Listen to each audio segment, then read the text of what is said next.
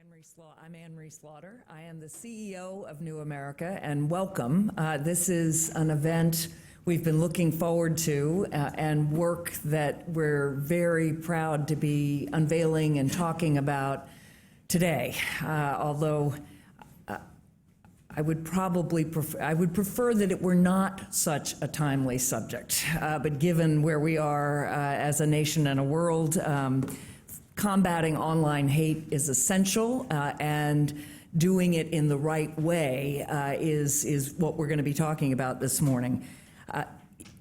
I grew up in Charlottesville, Virginia. My parents still live there. My brother, my sister-in-law, my aunt, my nieces and nephews. What happened in Charlottesville was deeply personal as well as horrifying on so many levels, and Charlottesville has a complicated history but thinks of itself as the home of Mr. Jefferson's University and the Declaration of Independence, and has a lot of history to face, but to then be known as the symbol of white supremacy and hate. It has been a process, I think, for people in Charlottesville, for people across Virginia.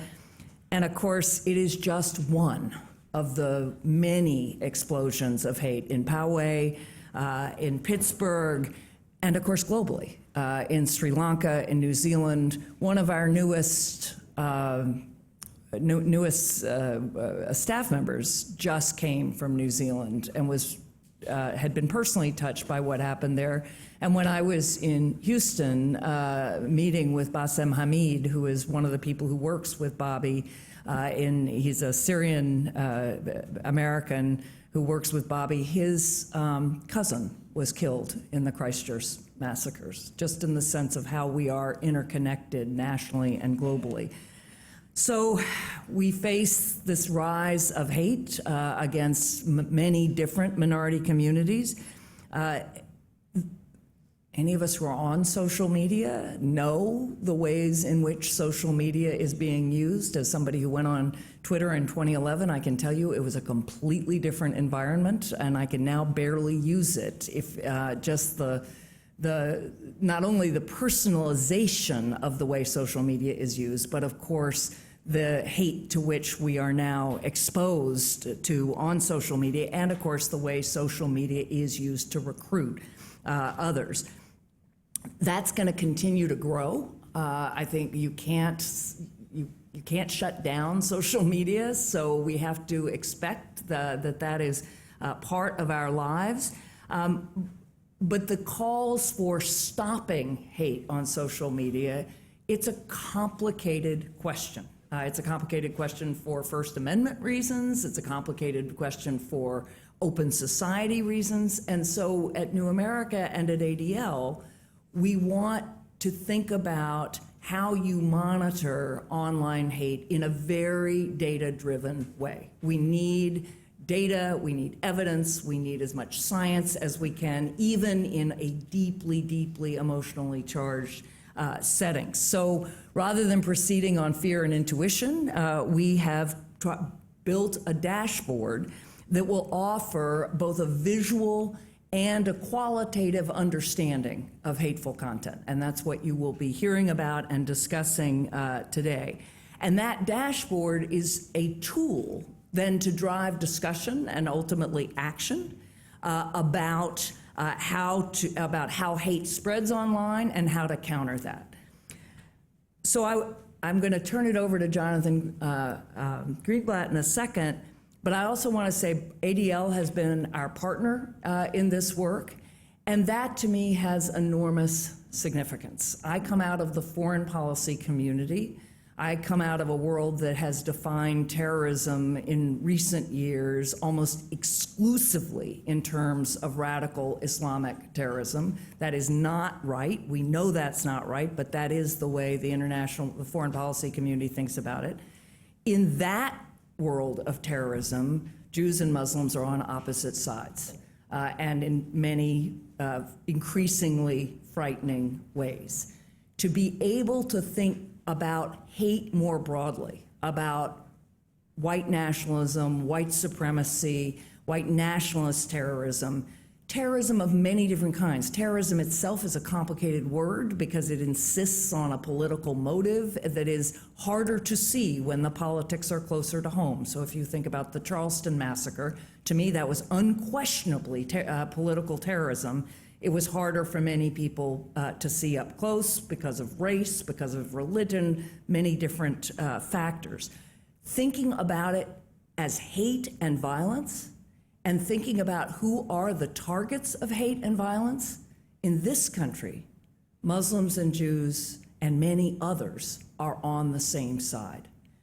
That, to me, is enormously important. As much as the work that we're doing, how we are doing it, says there are a new set of alliances, there's a new way of thinking about a lot of these issues, and if we can target hate without preconceived notions and labels and monitor it and think about who are the victims of hate and the violence that often accompanies it, we really can think about new ways to fight it and new coalitions that can change the landscape of this country.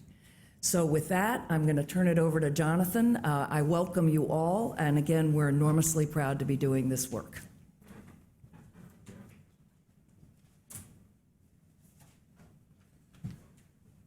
Good morning. So I want to thank my friend Anne-Marie for that nice introduction. And I can tell you, we at ADL are incredibly proud and pleased to be working in partnership with New America. So thank you for your leadership on this and so many issues. And I'm really glad we're talking about this topic today of online hate. Because at ADL, we've been tracking extremists and fighting hate literally for over 100 years. And I would say to you today that social media really is the new battleground. We are seeing a disturbing rise in hate across the board here in the United States, offline, but it is indeed online that is really pouring the accelerant on this fire. And it has a different set of dimensions and different kinds of characteristics than the way that intolerance previously used to travel. But because of what's happening online, it has a kind of velocity and is happening with a volume and intensity we've never seen before. We recently did a survey at ADL and found that 37% of all Americans experienced severe online hate and harassment just last year, including sexual harassment, cyber stalking, physical threats, and other forms of intimidation. This is an 18% increase over what we saw in 17. So as Anne-Marie said, this is stuff we never imagined once before. And as you said, you were talking about the experience of your staffer and the person you met in Houston who had a cousin who was one of the victims in Christchurch. There is a through line from Charlottesville to Pittsburgh to Christchurch and now to Poway.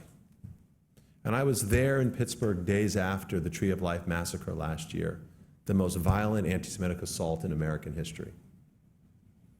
And I come here today after having flown back on the red eye on Monday from San Diego. I was in Poway over the weekend, praying with the family of Rabbi Goldstein while he was in the operating room, and mourning with the family of other victims who were affected by the shooting.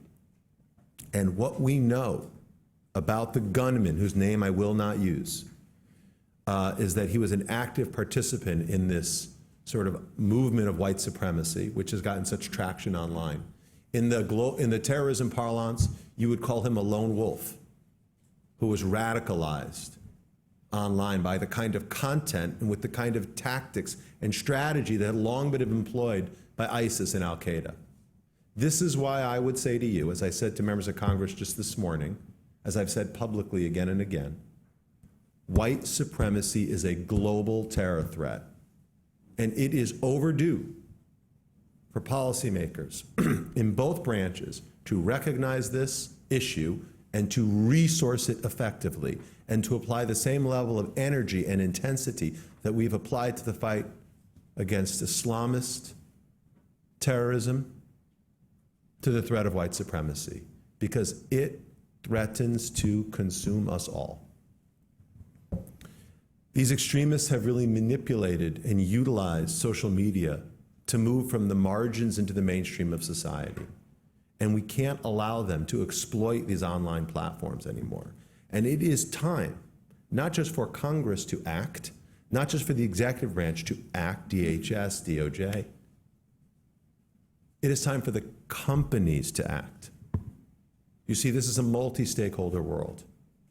And the idea that Facebook and Google and even Twitter, we're going to talk about that this morning, can somehow hover over the rest of us, that they bear no responsibility for this, is just plain wrong. And these companies need to find ways to make sure that the products that they built for the good of their users are redesigned to ensure the safety of those same users.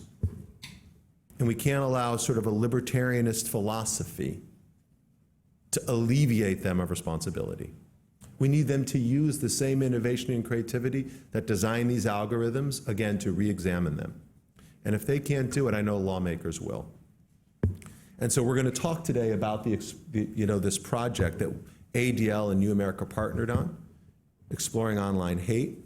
It's the first time realization of this extremist content that, as Anne-Marie said, targets Muslims and Jews, targets immigrants and refugees, targets the LGBTQ, targets anyone who doesn't conform to this notion of a Christian, white, European race. And by shedding light on how and where these extremists operate, the hope would be that this drives conversation and that we can convert conversation into proposals and convert proposals into policy and create the change that we need.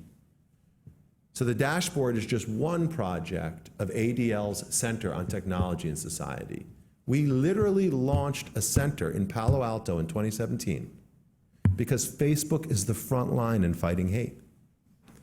And we're doing all kinds of interesting projects and pilots in order to explore ways to ensure, again, that these online spaces are safe for all kinds of people. And New America has been a fantastic partner. Bobby, I credit you, and I'm so glad, Anne-Marie, we have the opportunity to collaborate together. So as I said a minute ago, if the companies don't get it right, and we need the companies, we need the innovation, we need their ingenuity, but oftentimes it takes a nudge, or it takes a threat, and the specter of regulation. And for that reason, I'm incredibly pleased that we have with us today Congressman Katherine Clark from the 5th District of Massachusetts and the Vice Chair of the Democratic Caucus. She has been a leader in Congress working to address the offline consequences of online hate. We met early on when I started at ADL, and I could tell you, having formerly lived and worked in Silicon Valley, there are few people here inside the Beltway who really understand this. Congresswoman Clark is one of those people. So, our surveys indicate that people are being harassed, they're taking steps to change this, but ultimately, it's the Online Safety and Modernization Act, which I think hopefully you'll talk about, which will be the way that we really create the change that we need on swatting and doxing and all these issues. So without further ado, I want to just thank Congresswoman Clark and invite you up here to give some introductory remarks.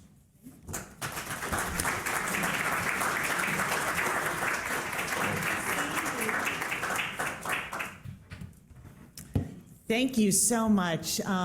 Thank you, Anne-Marie and Jonathan, for your work and for inviting me here today. I am so pleased to be with you and hope that this inspiring conversation that you're going to be having today will really be a launching point for communal action.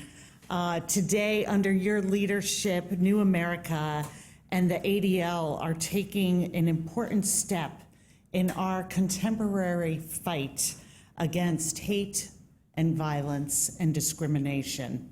The newly launched dashboard, I hope you all have had a chance to go on it. It is fascinating to see what hashtags are trending. Will help us all transition from grief to action. And the ADL Center is such a key component to putting this together.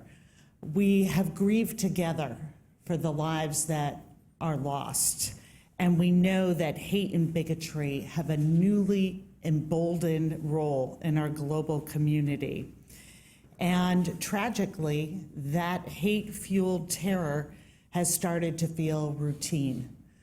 Today there were shootings, students' lives lost at University of North Carolina in Charlotte. And I looked at the dashboard on the way over to see where that hashtag UNCC ranks. It is very low on hashtags. These are becoming routine parts of our news cycle. These kind of violent episodes, we cannot allow ourselves to be desensitized to the gun violence and other forms of violence that are now being seen as regular parts of white supremacy and anti-Semitism. Sometimes it's months, too often it's only weeks between new headlines, and it can lead to a feeling of hopelessness.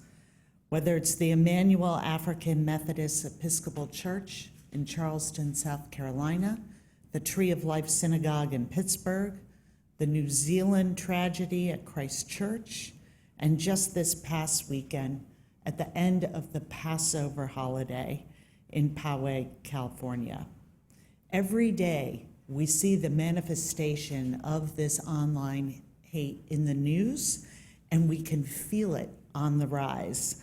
And we internalize these shootings at churches, vandalism at mosques, the violent attacks on people of color and our LGBTQ brothers and sisters. We fear for our neighbors, our children, and ourselves, because we know that it can be simply because of who we are, who we love, the color of our skin, or where we worship. And in recent years, we've seen an alarming rise in white nationalist violence, as well as the mainstreaming of the ideology in political rhetoric. We know the roots of these crimes and the radicalization of people is taking place online.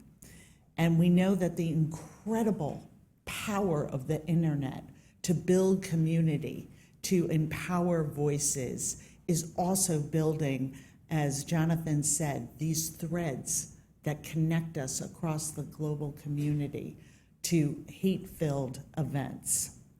The bigoted, hate-filled language has found an echo chamber in our social networks, and the language from the darkest corners of society that it would be taboo in our daily interactions has been empowered by the faceless and fearless protection of online anonymity.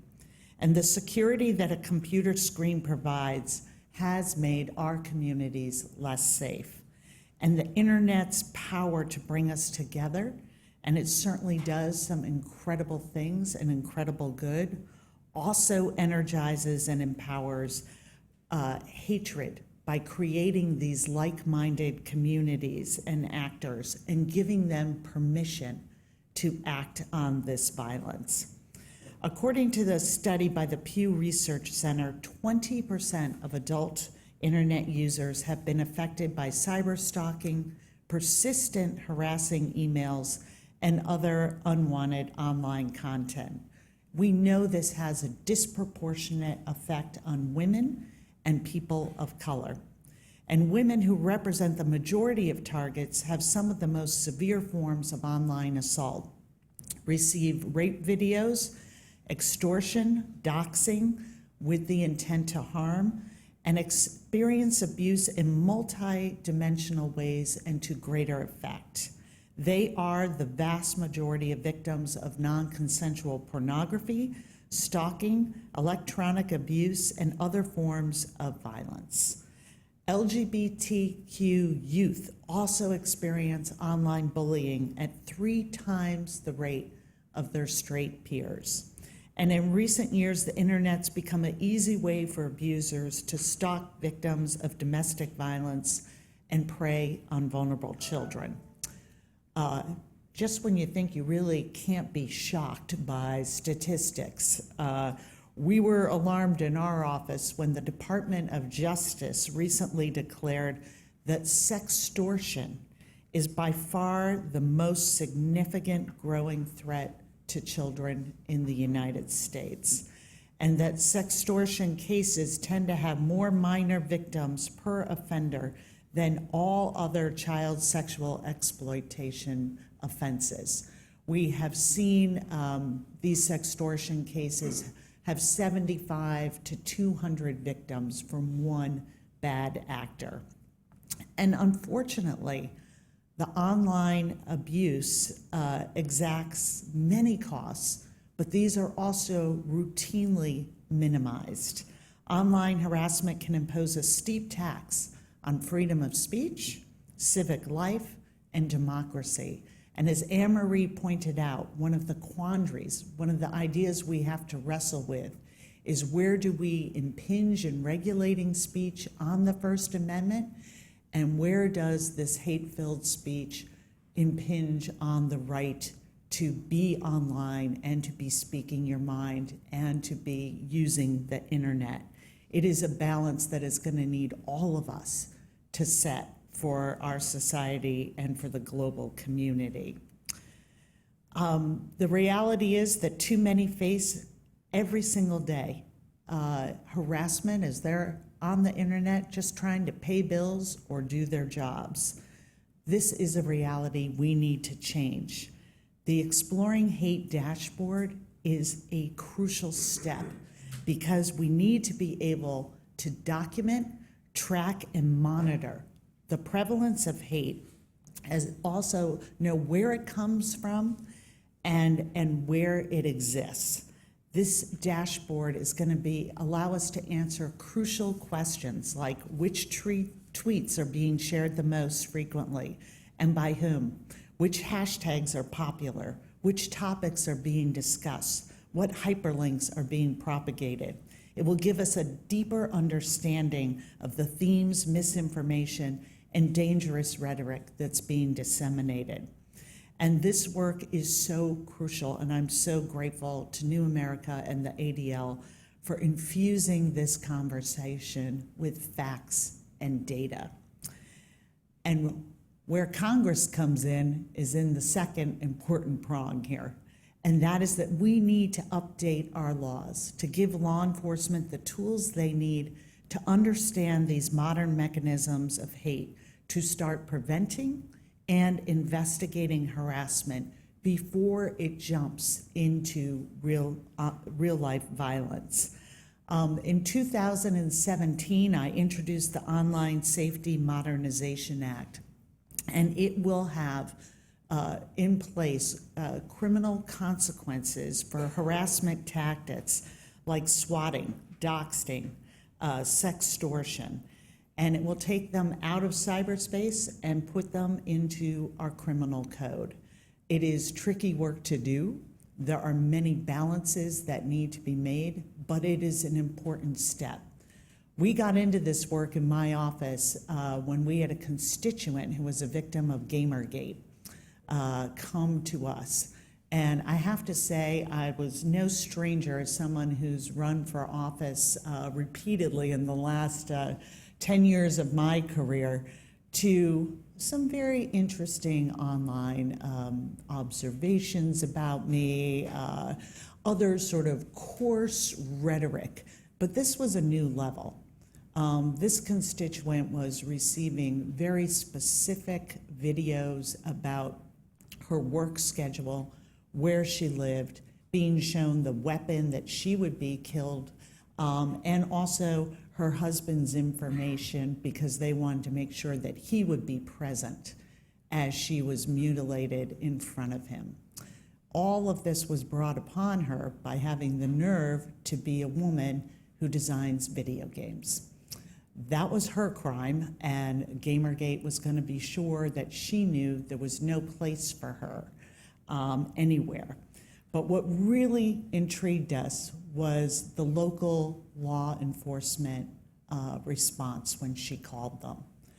They simply did not understand, did not have the training to understand that these crimes can jump from online to real life, as we are seeing so grievously play out today.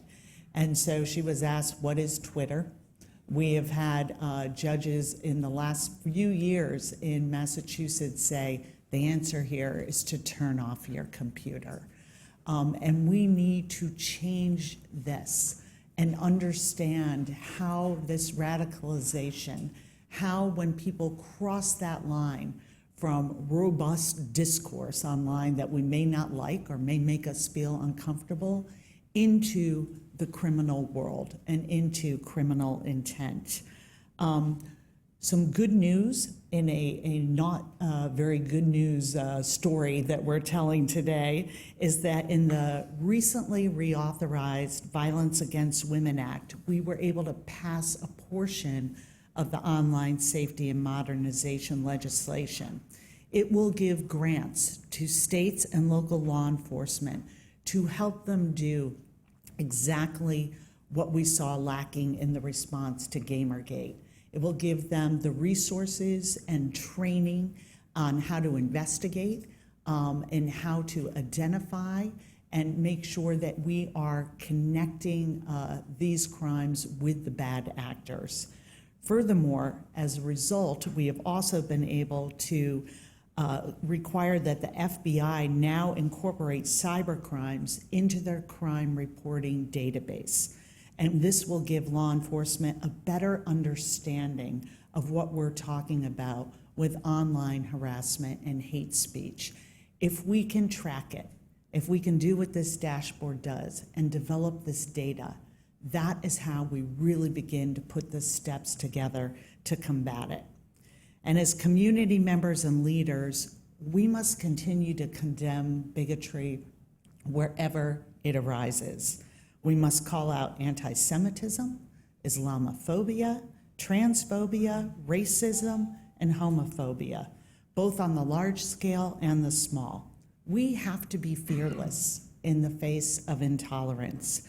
And if we don't draw attention to this, the increased reality of hate crimes and violence will continue. There are not very fine people on both sides of this. We do not want a government that implements a Muslim ban or puts kids in cages. We do not want a president that refers to families fleeing violence as animals or very bad people. We do not and will not return to a world where hate has a home in the halls of power. We cannot be silent and accept this behavior that we have come to expect. As one of my favorite authors and activists said, Maya Angelou, hate, it has caused a lot of problems in the world, but it has not solved one yet. But we're here today to be the problem solvers, to be the conveners of kindness and compassion. We are the ones who can put this hate back where it belongs and instead seek justice. And so we are going to collectively be what I discovered on Instagram, which is often our modern town crier, and that is we are going to be peacemakers. Now, I know something about peacemakers because I have 3 teenage sons. And my peacemaking used to come in the form of little Ziploc bags of goldfish, and it worked pretty well. But that's not what I'm talking about. I want to give you a quote from a book, A Common Prayer, a liturgy for the ordinary radical. Peace is not about the absence of conflict. It's about the presence of justice.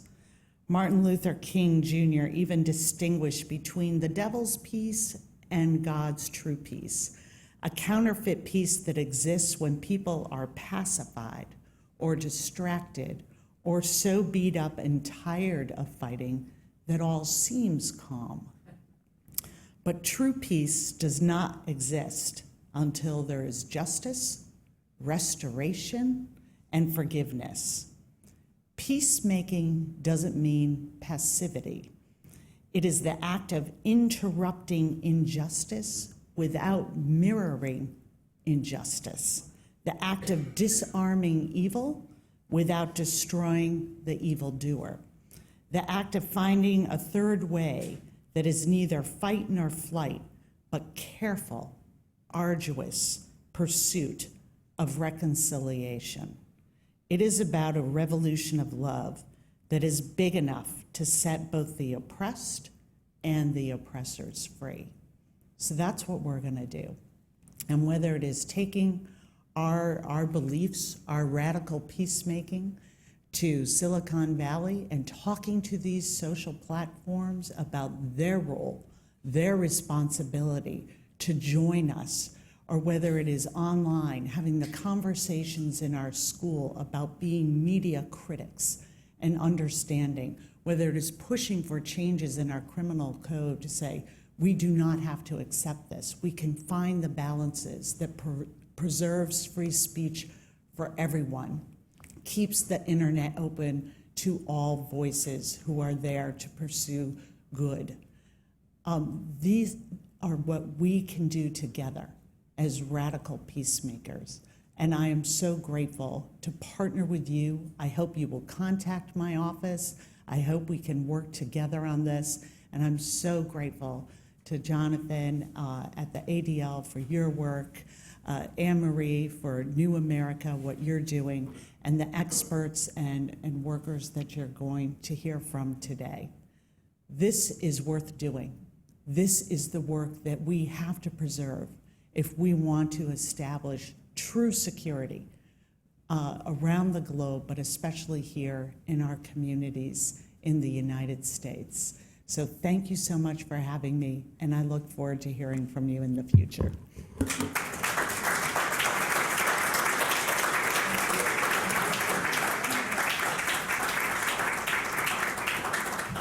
Congresswoman, that was enough to make me want to move back to Massachusetts.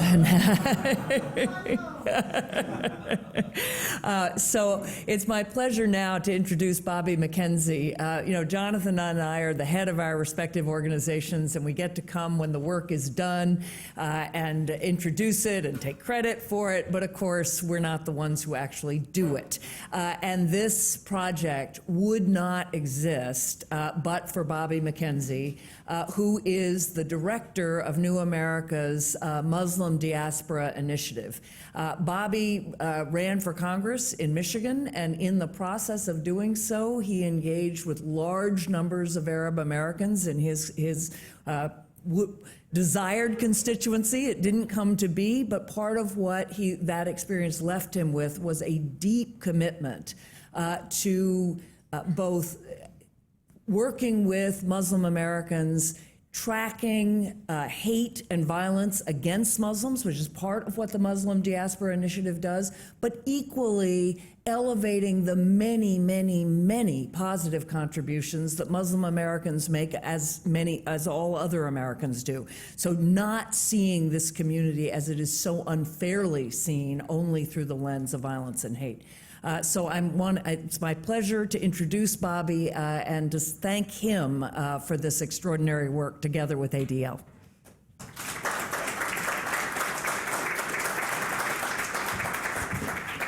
Thanks, Anne-Marie. Thank you, Jonathan. Welcome, everybody. Before I introduce the dashboard, I'm told that the most important announcement is that we have two panels. The first panel looks at spaces of hate, and the second panel looks at victims of hate. The announcement is between the panels we have lunch. So I'm told that I can't start without letting you know that. So I just want to tell you a little bit about the dashboard and how it came about, the methodology behind it, and what we're hoping to do with it. So I had been working for nearly a year tracking anti-Muslim violence and crimes at the state and local level, and I have a project on that. And I'm trying to see if I've got the clicker working here. Okay, great. Okay. We are the tech place. I've got it. Okay. But it was during that year in the lead up to Charlottesville, I was spending a lot of time thinking about anti-Muslim violence and crimes at the state level, but also online. And then Charlottesville happened. And when Charlottesville happened, I thought, we need a bigger project. I immediately reached out to Jonathan Greenblatt, who leaped into action and put me in touch with his team. And Dipayan Ghosh, where is he at? Somewhere in here, who's the lead technologist. And together, We spent nearly a year and a half building this thing. So I just want to tell you what the dashboard does. But before I tell you what it does, I want to tell you why we need the dashboard. We don't really understand communities of hate online. It's really easy to find bad actors, individuals who are bullying, harassing, doing a number of things online, and that's an enforcement problem. You can reach out to the tech companies, you can reach out to law enforcement, and they'll pull those down. But we don't understand the wider communities of hate. We don't understand how these communities recruit, how they build networks, how they raise money, how they organize, how they mobilize. And we certainly don't understand how hateful content spreads across the internet. So with that in mind, we built the dashboard to ensure that policy discussions are driven by scholarship and data and not intuition and fear. So how do you build this kind of dashboard? We started with 40 seed accounts on Twitter, okay? We had a couple different kinds of criteria. One is that these 40 accounts regularly engage in hateful content against minority communities. That's a must. 2, that they're geolocated in the US, and 3, that they're not bots. Dipayan Ghosh then wrote a code to look at every single Twitter account that followed those 40 accounts. That then ballooned into a few million accounts. He then wrote another code to rank order them based on the number of accounts followed. Of those million, how many are they following those 40? And so we got down to a few thousand accounts, and then we hand curated down to 1,200. Why do we hand curate it? Because there were some bots in there, and there were also folks at ADL and other advocacy groups that are following all 40 accounts. And so we're following 1,200 accounts on Twitter. What does this let us know? We're not looking for the individual bad actor. We want to understand the ecosystem. This is ground truth. We want to understand what are the themes, the content, the tropes, and the narratives. And you can use this tool on Twitter to also vector into the other platforms to get a sense of what's going on. So the dashboard itself monitors every single day in near real time hashtags. So what hashtags are popular? The topics. What topics are being discussed? What hyperlinks are being propagated? What tweets are being shared most frequently? And then the top sources as well. So you can check out the dashboard here at exploringhate.newamerica.org. And let me just end by saying I'm up here giving a quick presentation on this, but an enormous amount of work went into this. And I want to thank Jonathan Greenblatt, Anne-Marie Slaughter, especially Dipayan Ghosh for his enormous amount of effort, but also Adam Newfield. I don't know where he's at, but he was hugely involved in this. So we could not have done this without them. This is a first step. The next step we're hoping is to build a set of other dashboards to look at other platforms and to try and understand how hate spreads across the internet, but also to try and think about the bridges between online behavior and real-world violence. So thank you very much, and I want to welcome now panel 1 to the stage. Thank you.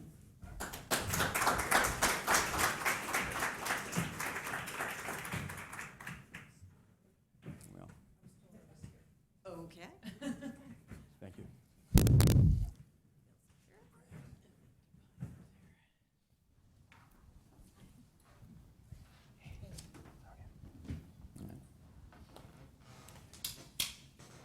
For anybody who wants to that's standing, we have some open seats. Please feel free to come up. Thank you again for joining us today. My name is Bobby McKenzie. I'm a director and senior fellow here at New America. I'm the principal investigator on the dashboard. Dipayan Ghosh is the lead technologist on the dashboard. And I want to welcome you to this first panel, Spaces of Hate.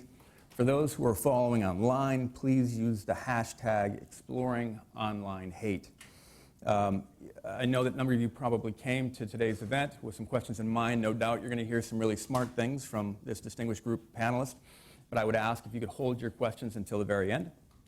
And so let me begin by giving you a brief introduction of each panelist in alphabetical order. Dipayan Ghosh is a Shorenstein Fellow and co-director of the Platform Accountability Project at Harvard's Kennedy School. He was previously here at New America as a fellow, was at Facebook, before that was at the White House, and again is the lead technologist on the dashboard. Next to Dipayan's immediate right is Ambassador Kornbluh. She is a senior fellow and director of the Digital Innovation and Democracy Initiative at the German Marshall Fund. She is also a Mozilla Fellow, and she is the former ambassador to the Organization for Economic Cooperation and Development from 2009 to 2012. She's served in many senior positions in former administrations, and she was the policy director for then President Obama. And I should mention that she was also formerly here at New America, so welcome back. To my immediate left is Cheryl Lienza. She's been working for over 20 years at the intersection of civil rights, technology, and media. She was instrumental in the passage of the Local Community Radio Act and is a longtime practitioner before the Federal Communications Commission. She is here today on behalf of her client, the United Church of Christ Venerable Media Justice Ministry. And lastly, we have Mary McCord, a close friend of New America, who's here at many events. And so Mary is a senior litigator and professor of law at Georgetown's Law's Institute for Constitutional Advocacy and Protection. She's a former acting assistant attorney general for national security at the Department of Justice and a longtime federal prosecutor. At DOJ, Mary supervised all terrorism-related investigations, including those against those who committed their crimes on behalf of ISIS. She has since been involved in a number of important projects at Georgetown, which we'll get into. Let's just jump into this, Cheryl. We're talking about the platforms today, but these are not necessarily new issues. So maybe you could give us a sense of the history of hate in different media. Sure. Well, thanks, Bobby. It's really great to be here today. Thanks. As you mentioned, I'm here on behalf of the United Church of Christ, and some people don't realize that the UCC has been working on technology rights and justice back when cutting-edge technology was broadcast television. So, and the great thing about working for a faith tradition, and it was great to have Representative Clark sort of remind us of that power, is that when I work with the UCC, we can take the long view, take the very long view, work at the structural level to stop injustice, and also at the same time we feel this real sense of moral urgency. And so when I was prepping, talking with Bobby before this event, one of the anecdotes I was mentioning was back in the 60s in Jackson, Mississippi. Medgar Evers was the national leader of the NAACP. He was in Jackson. There was incredible needs in that local community. They were trying to end segregation in schools almost 10 years after Brown v. Board. And he couldn't get access to television. He campaigned, and it was a very long story, which we won't get into, but finally he gets a chance. In May 1963, he gets 17 minutes on local broadcast television, an incredibly eloquent speech. And unfortunately, less than a month later, he's assassinated. And his wife always was concerned that, finally making it on television was part of what led to him, at that time, being killed. And so what's important about that anecdote is to sort of remember that, we all know hate has been here forever, and media has played a role in it forever. And so what's the differences? Like, what can we learn from that history? And the great thing, and we should not forget that the great thing about the new technology is everybody has access. Like, you don't have to campaign for months and get, there was even an instance where Eleanor Roosevelt had to intervene so that somebody running for Congress in the same time period could get an advertisement, could purchase an advertisement. So we all have access, and that's great. But the question is, how much is different now? We have algorithms that really do decide how many people you see when you are on Facebook or you are on Twitter. Like, what is your audience? So while anybody can get on, how many people can receive your message is really dependent upon, the technical structures. And we have a broader economic structure. We have the structure that, we've really down to, there's like a triumvirate of Twitter, YouTube, Facebook that controls so much of the online conversation that they have become the new gatekeepers. And there's this ongoing question, what happened to antitrust? Why do we have such a few number of companies? Why are there not more competition so that you can go somewhere else if you need to?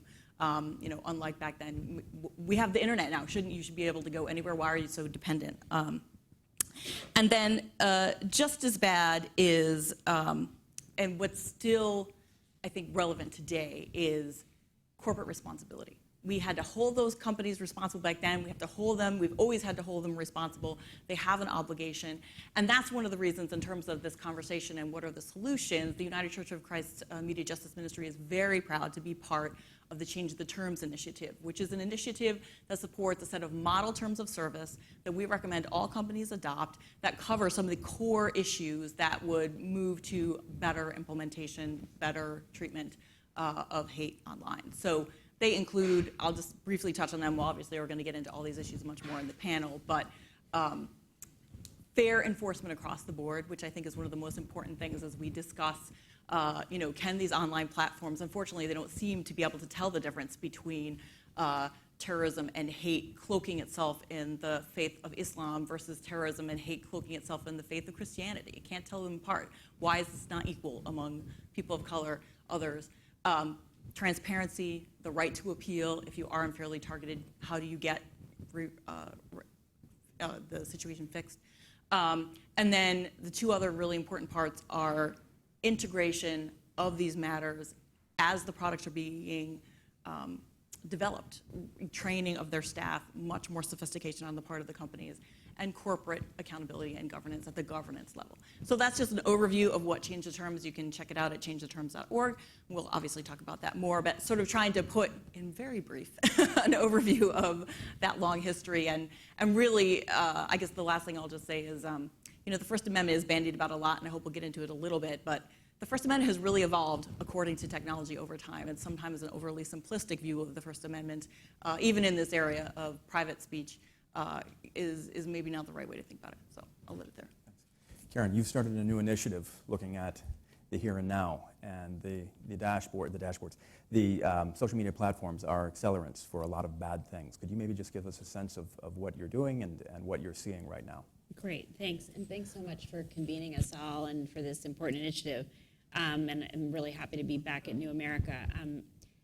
From my perspective, I just have to agree with the Congresswoman. I think that hate speech, and more specifically, the white supremacy that we're seeing, is an emergency. And, whether that's the Christchurch shooter previewing on 8chan, and then offering to share a link, live streaming him killing the Muslims, 8chan users afterwards, decorating the alleged killer as a saint, encouraging others to commit shootings.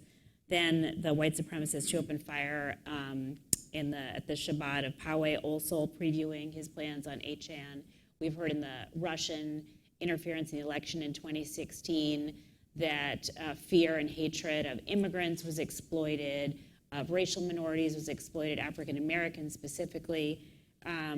We've seen in countries around the world that racial minorities have been targets of violence organized through the spread of disinformation online. So it's a real emergency, so I think it's absolutely terrific that you're focusing on it. And what pains me as somebody who's worked on technology policy, specifically internet policy, since the internet was referred to as the information superhighway, I am sort of chagrined about how the U.S. stepped back from leading in this area. And I have some regrets about that we stepped back a while ago, and it's really urgent now, and we're still not leading. I think it should be obvious that we need to lead. And what's happening in the absence of this leadership is that a lot of countries are stepping in and just doing, either out of desperation or sometimes because it's convenient, doing things to shut down the internet, to limit access to the internet, and then a bunch of countries are passing laws to require the platforms to take down content in a short amount of time or they'll be penalized. And what I just want to mention is that I think we have to focus not just on the piece of the policy.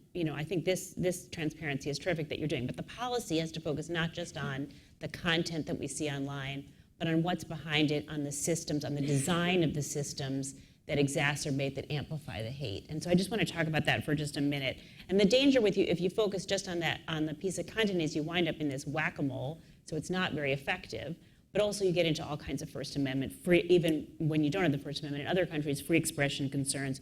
You're giving the platforms enormous amounts of power. They become arbiters of who's online, and they're not doing it, as you said, with sufficient transparency and accountability and appeals process. So it's not that we don't do anything about the individual pieces of content, but let's talk first about what needs to happen in terms of the design.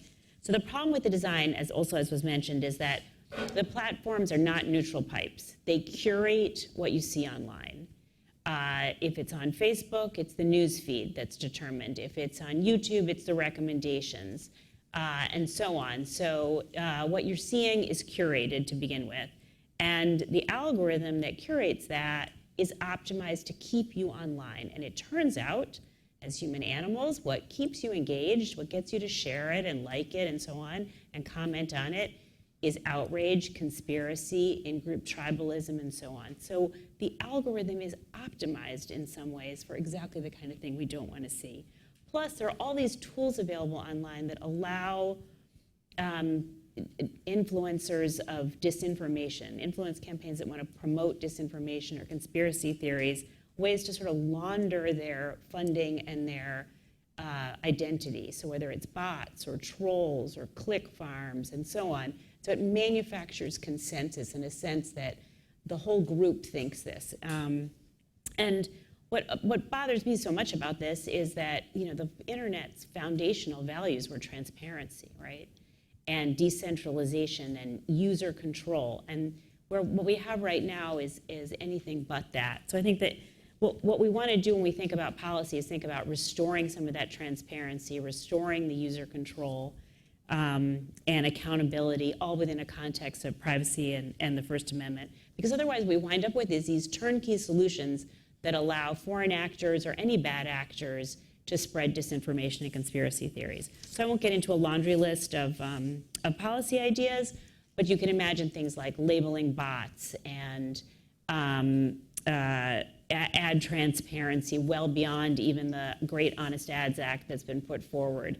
The ability to shape your own algorithm and so on. So, and we can go through these later, but I think what we need to explore are a lot of approaches that restore the transparency, the user control, the privacy that we should have had in the first place. And if we can get the system design right, I think we can unpack a lot of the conspiracy mongering and the hate speech that we're seeing. And then we have to go after some of these networks and go after these bad actors directly. And I know we'll talk about that more. Dipayan, you've spent a lot of time researching and writing about the business model of these companies and the algorithms, and so just maybe you could give us a sense of what you're seeing.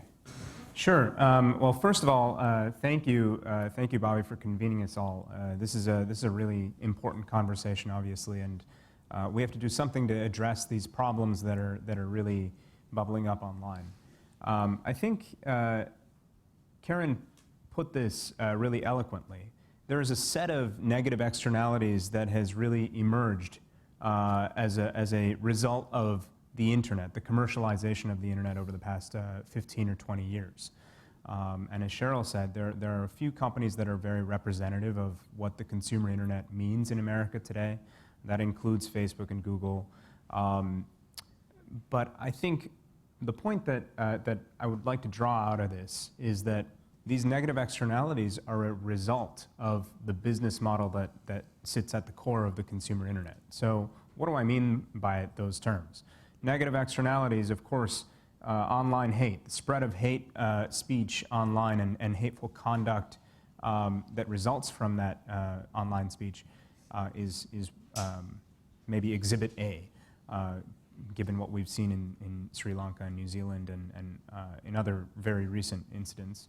The disinformation problem that Karen discussed with respect to Russia and the US and in other instances. The systemic growth of algorithmic bias through the kind of the commercialization of algorithms online. These are all examples of negative externalities, and there are many more. What do I mean by that? These are things that the public doesn't want. These are things that consumers don't want to be subject to, but which are externalities in the sense that they're generated by the consumer internet industry unintentionally. They're an organic outgrowth that's unintended, and which nobody thus far is accountable for and responsible for. And when I talk about the consumer internet, what I really mean here are certainly the companies that Cheryl mentioned, Twitter, Facebook, Google. But more broadly speaking, it's a business model that's really, whether you look at those three companies that are part and parcel of social media today, or kind of narrow aspects of Walmart's business online or Amazon's business online, the consumer internet, what connects all of these practices is a dialogical interface with consumers that's really focused, as Karen put eloquently, the engagement of the user on platforms, a few platforms that are that psychologists have said are borderline addictive and which are overtaking the consumer internet in America to the extent that there are only a few players today. For example, if we look at social media or internet-based text messaging or online video sharing or search or email or e-commerce, each of those silos of the consumer internet industry is controlled by 95% controlled by one company, whether it's Amazon, Facebook, or Google. Second is the uninhibited collection of information on users through those platforms, all toward creating these what are called in the industry behavioral advertising profiles. And third is the creation of these algorithms that, as Karen put, essentially curate content and target ads.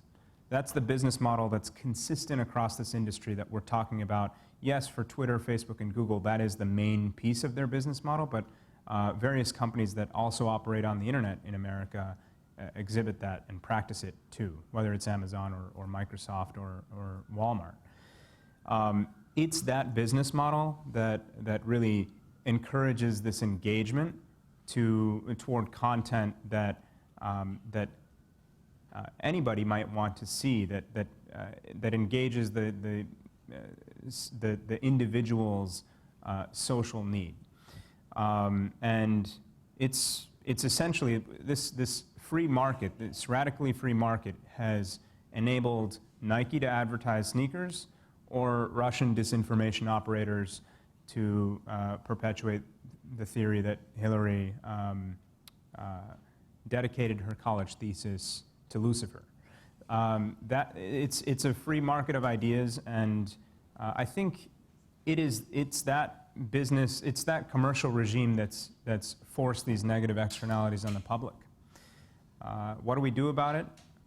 Well, I think to keep a long story short, we're going to need to see governmental intervention, not necessarily to break that business model down, but certainly address it at the margins, and maybe even a little bit more than the margins, to really contain the what I would call capitalistic overreaches of a free market that has implicated the public interests. America has always put democracy and fairness over the interests of the markets, and I think that in this instance as well, it's high time for governmental intervention to really take care of the people.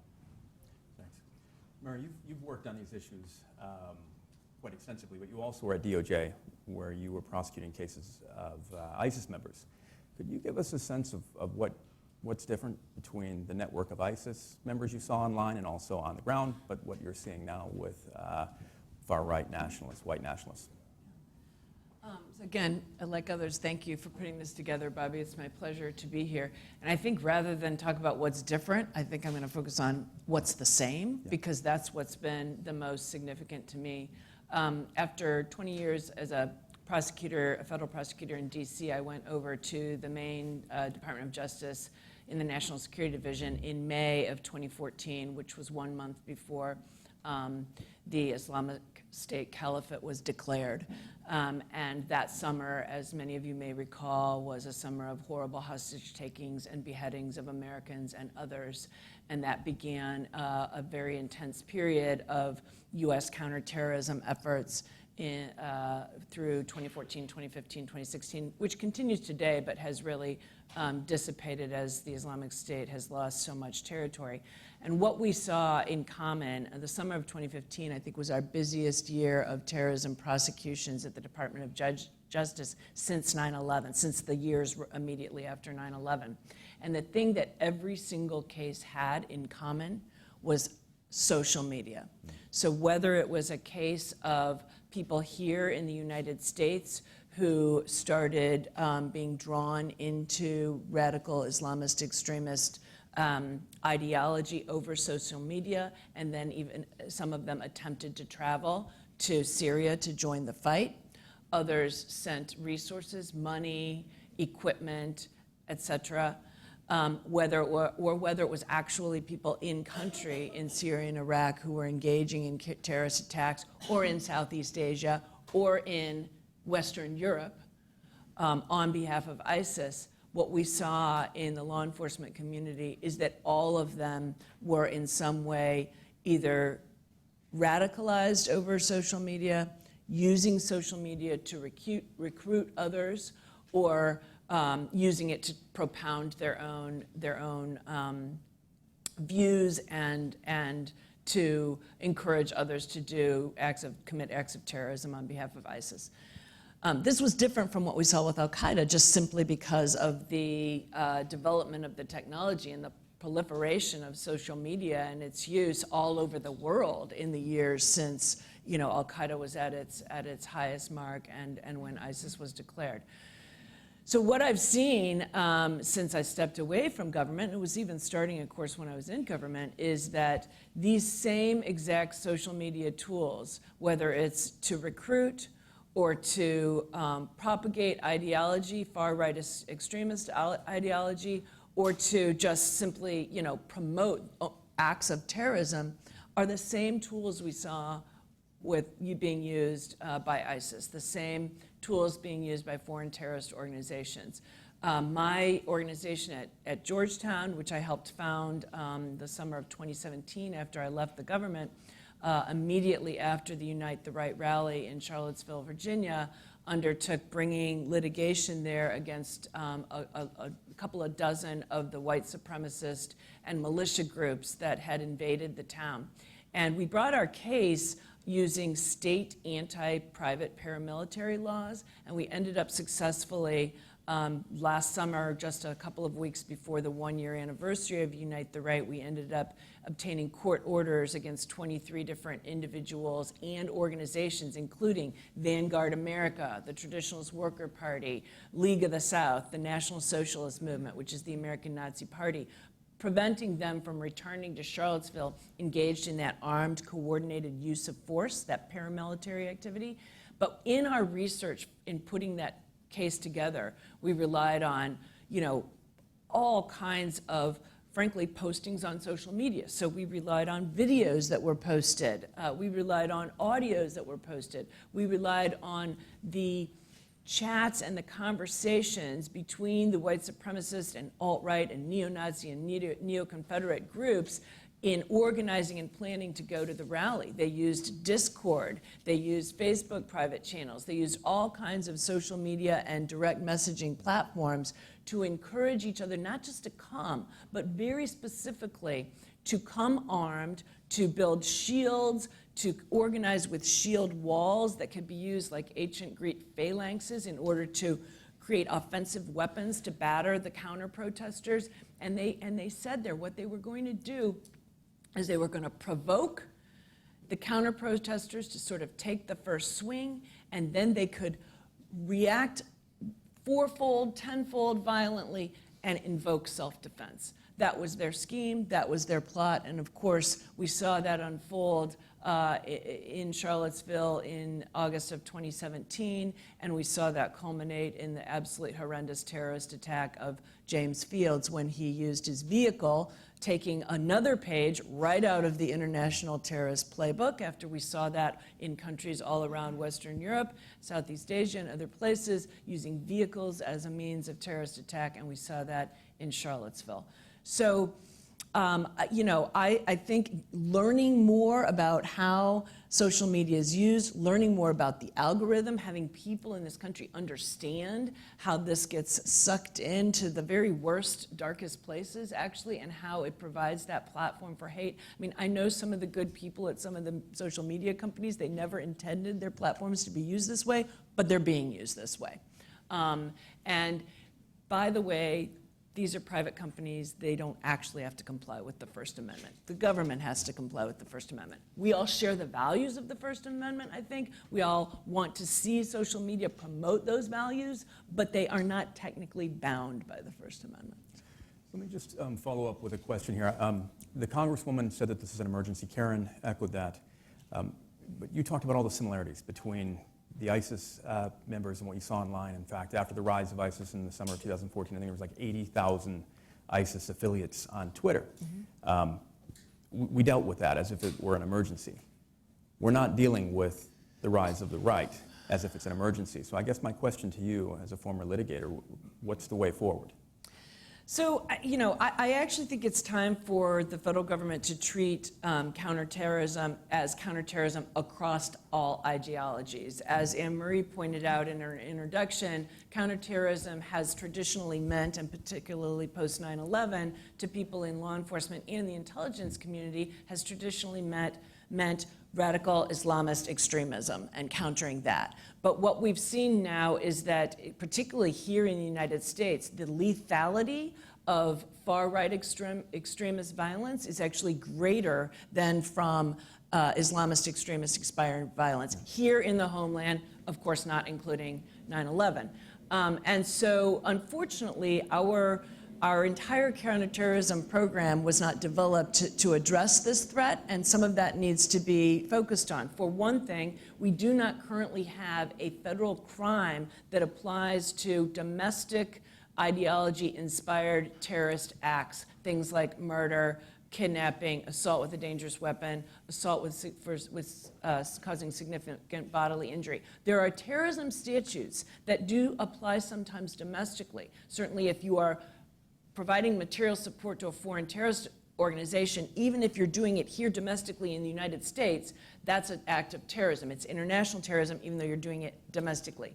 Also, if you use a weapon of mass destruction, or radiological or dispersal device, or a biological dispersal device, or you attack a U.S. government official, those acts can be prosecuted as terrorism. But the vast majority of what we see in terms of attacks in the United States are committed with firearms, AK-47s, AR-15s, sidearms, or with vehicles. And there is no terrorism offense in our code that calls that terrorism and prosecutes it as terrorism. You might be able to prosecute it as a hate crime. We're seeing that with the Tree of Life Synagogue. We saw that with Dylan Roof. We've seen that with James Fields in Charlottesville. You certainly can prosecute it under state law, murder, and other charges, but you can't call it what it is, which is terrorism, which means that the regime of the FBI that's been successful, and it's controversial, and we can talk about that, but their entire regime for preventing terrorist attacks is built on paying attention, not through electronic surveillance, but just publicly. What are people posting? Who is out there talking on social media, open public social media, about their allegiance for ISIS to ISIS? Who's talking about their allegiance to white supremacist values? And what the FBI has done really successfully over the years, or at least with some good success, is when they see that type of posting, they use online personas, undercover online personas, to go engage with those people. They are then able sometimes, and these are sting operations, that's what these are. We use sting operations in the US government to go after terrorists. We use them to go after child sexual exploitation. We use them to go after transnational drug rings. It's not a new technique, but it really hasn't been used to go after far-right extremists, because there isn't, at least in one respect, because there hasn't been that mandate, because there isn't a federal crime that applies to it, and Congress and the highest levels of government haven't called for it, and they haven't put the resources to it. I did just want to follow up with that. I really appreciate, as I know that's one of the concerns that we all share jointly, is trying to be sure that all of these policies, whether they're an online social media policy, whether they're federal crimes, is to treat the crimes for and against the same people, different people the same way. I did want to flag that I know Mary's working very hard on that there are there's a really strong theory that says that we really should just use the hate crimes statutes, and that those are the ways to go about it, because of the concern. We always have it, which is, well, now if it gets called terrorism, then who becomes a terrorist under a new regime? Is it now become, the new idea that there's black terrorists, and that's being created, I think, falsely about that. So I think we're kind of working towards a common goal, but I did want to flag that I think there's a really good debate about whether we need a new federal crime, or whether the federal crime statutes we have are sufficient, but they need to be implemented more appropriately. Question for both Karen and Dipayan. Karen, just circling back on the issue of emergency, for all the reasons that Mary cited. I mean, we have a very different approach. What is going to be the tipping point before the tech companies look at their business models to try and address these problems? Because clearly they're on top of ISIS, they're on top of child safety issues, but we are far, far, far from being able to address far-right hate online. Yeah, so I mean, I do think that if we can have more discussions like this, and if we can have more tools like what you guys are putting up, more efforts like what we're trying to do with the German Marshall Fund, I do think it helps civil society, public, the media to understand and to question and to ask in specific terms of the platforms what they need to do. So that's thing one. And then thing two is to ask policymakers to take action, whether it's what Mary was talking about, or it's some of the changes that would, force some transparency. Some of the bills that Mark Warner has put forward, the transparency in the ads. People have been talking about transparency in bots. He has a great bill that's sort of gone under the radar screen, a bipartisan bill that would, when the platforms are segmenting folks to figure out what content really moves them, or what will get people to be engaged, that be considered an experiment, and they have to get consent. So there are a bunch of policy ideas out there that I think are really, really creative, but I think we all need to get smarter. And because I think what happens is we get told, often by the platforms, that this stuff is so hard. We could never do it at scale. And that that everything involves a huge diminution of free speech. And I think there are some things that we can do, and this is why I emphasize that more transparency, more user control, greater respect for privacy. These kinds of things do not impinge on free expression, quite the opposite. And I think we need to think about things like that. But then there are these networks, these malicious networks, that we have to take care of and really go after. I think we can do a lot by getting rid of the tools that they use, but at some point the platforms need to take them really seriously. And we've seen that they've done it when they've been pushed by law enforcement. Until Christchurch, I believe, Facebook considered white supremacy a violation of their terms of service, but not white nationalism. And even afterwards, we haven't seen the kind of crackdown. Now, there are a lot of concerns about, as you say, false positives. But I think we all need to become a lot smarter and get very specific in what we'd like to see, and understanding, also reporting who's been taken down, who made the decision to take it down, what's the appeals process, that kind of transparency as well. I think Karen is absolutely right in what she suggests. And I just want to step back for a second and say that when we think about Mark Zuckerberg or Sheryl Sandberg or the executives at any internet company, and their calculus in thinking about these kinds of really difficult policy questions, it is unnatural for somebody like Mark Zuckerberg to actually think about, well, what's in the public's interest, and how can I redesign my platform in a way that can actually reflect the public interest? Because the moment he does that, he takes a step down from the pinnacle of competition, and the moment he does that, his rivals will take his position. And so it's in other words, it's unnatural for us to expect that a chief executive will take a voluntary action in the interests of the public. No. Instead, these executives have to do what is in their own commercial interest on behalf of their shareholders to remain competitive.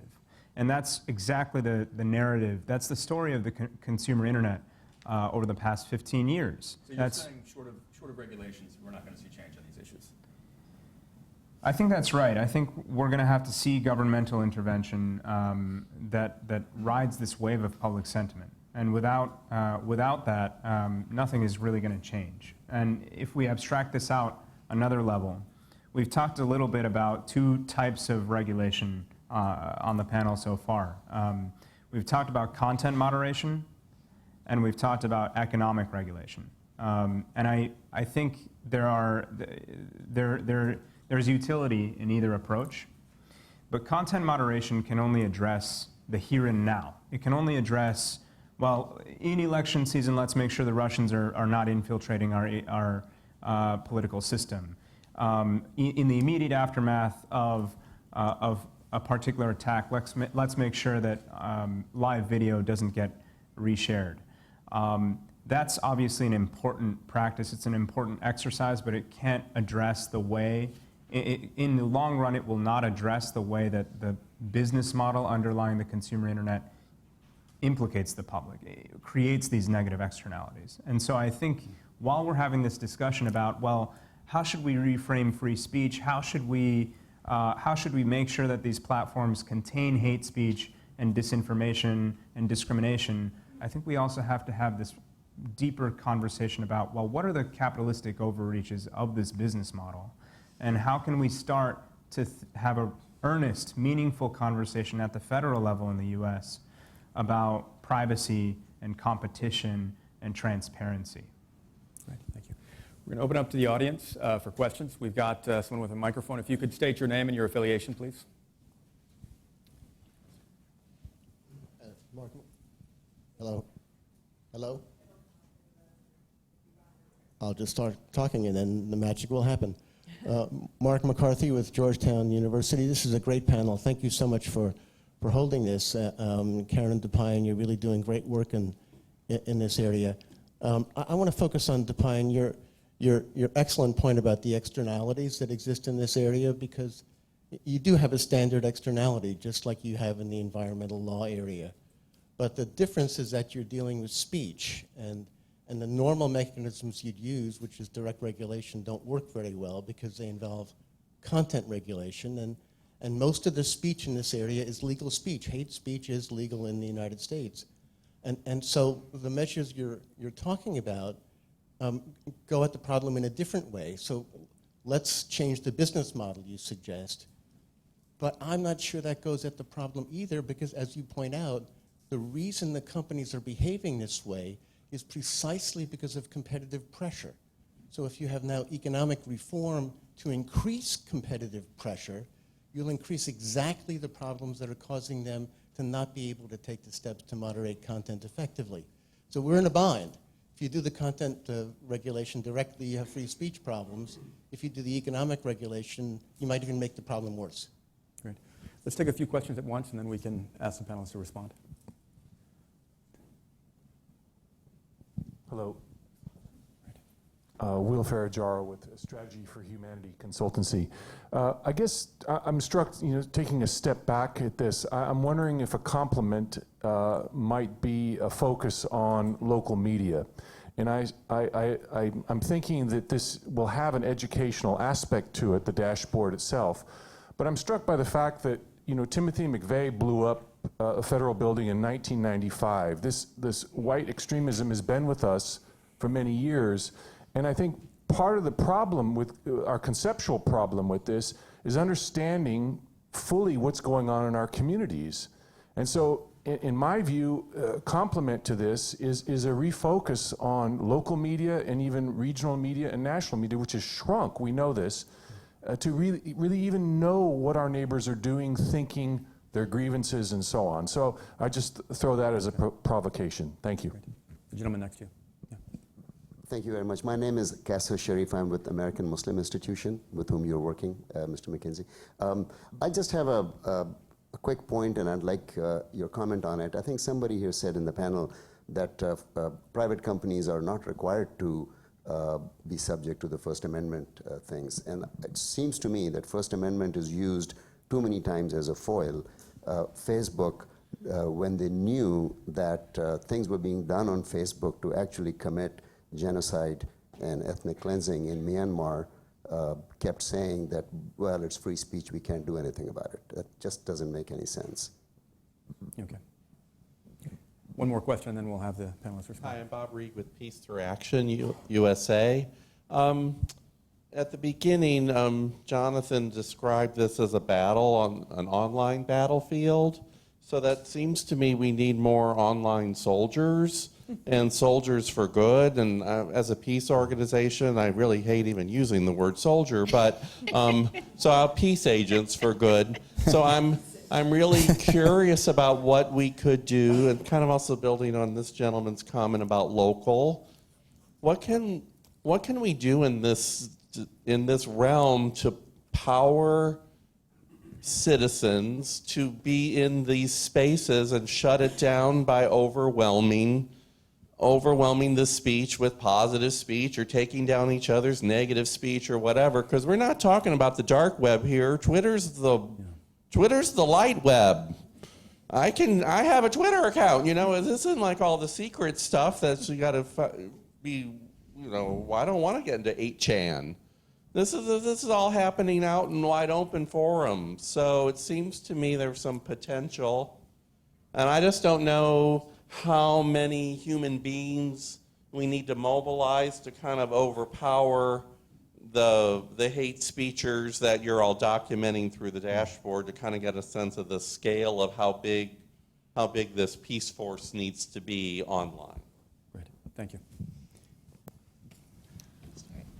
Sure. Well, I just wanted to flag a couple of things that were most meaningful to me. So obviously, local media, the structure of the media. I think that's one of the things we're talking about here when we talk sort of about the economic structure. And you have a structure, it's a similar idea in the environmental space where you start to get a monoculture and you lose diversity, and then one invasive species can come in and take over right away. That's what we're sort of seeing in the world of Facebook and Twitter, where you get one invasive species and that model is, it's a single kind of algorithmic space and it can be immediately infiltrated. Whereas you have multiple different sources of information and news, then you have many more places that you have to go before some sort of conspiracy theory becomes the coin of the realm. So, and there are studies now showing there are thousands of counties in this country that don't even have a local newspaper at all, and the consolidation in broadcast television is just getting worse and worse, enabled by this administration. So that's absolutely right, and I think one of the things newspapers have been trying to figure out, like, how are we going to create a new economic structure in this realm when advertising has gone the way of the monopolists online? How do we create these separate sources of media? And there's a lot of creative thought out there and no solutions, and we'll definitely could refer to some other great work at New America and elsewhere on that. And then in terms of the peacemakers, I think at a minimum, on an individual level, you have to pressure the companies. I would just plug the Change the Terms petition to be accountable, and then you got to speak up and defend other folks. I think the bots and the scale of the hate is quite alarming, and I'm not sure how we would do a peacekeepers brigade online.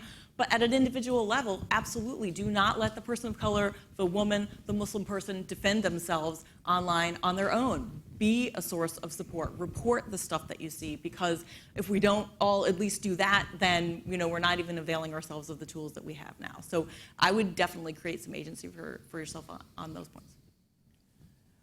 I think another comment that is coming through as a through line in several of those comments is sort of like, this isn't new. Hate's been around, unfortunately, since mankind's been around, I think.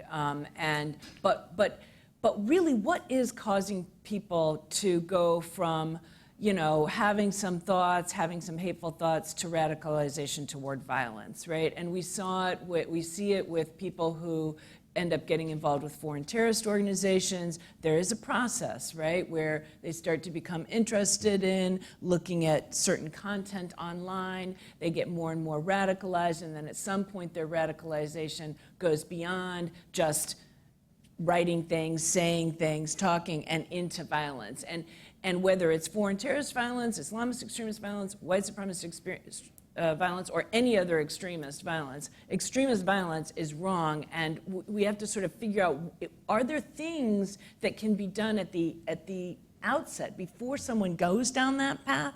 And I'll tell you, when it came to ISIS, again, back a few years ago, at DOJ and within the interagency of the government, Department of Homeland Security, Department of State, and others, we brought lots of people in a room, lots of times, to try to figure out, what can we do to try to address this problem before it gets to the point of violence? We even did something that we called Madison Valleywood, where we brought Madison Avenue advertisers, we brought Hollywood producers, and we brought Silicon Valley tech sector people all together on a day, and spent the entire day kind of at tables brainstorming like ways to try to get at this. And some of the ideas were sort of, what's the counter programming? Not counter programming that's going to be like, we're countering hate, but more like, let's promote like the great things that Muslim Americans do. Like, let's promote like, great things that are happening to try to show that there are other paths to find happiness and belonging than going,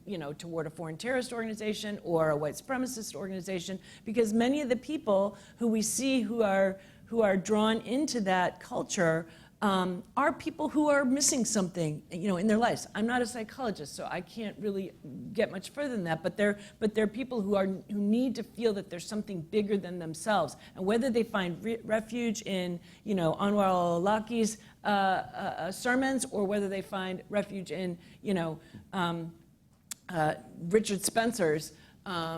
Blathering. One way or the other, they're feeling like they need something and they're searching for it. And we so far as a community, as a nation, haven't been able to address that. And I think the local, roots to that is at least a place to invest some effort. The thing that I was trying to talk about when I was talking about these synthetic tools that are online and the algorithms that reward outrage is that it's not really a fair fight right now.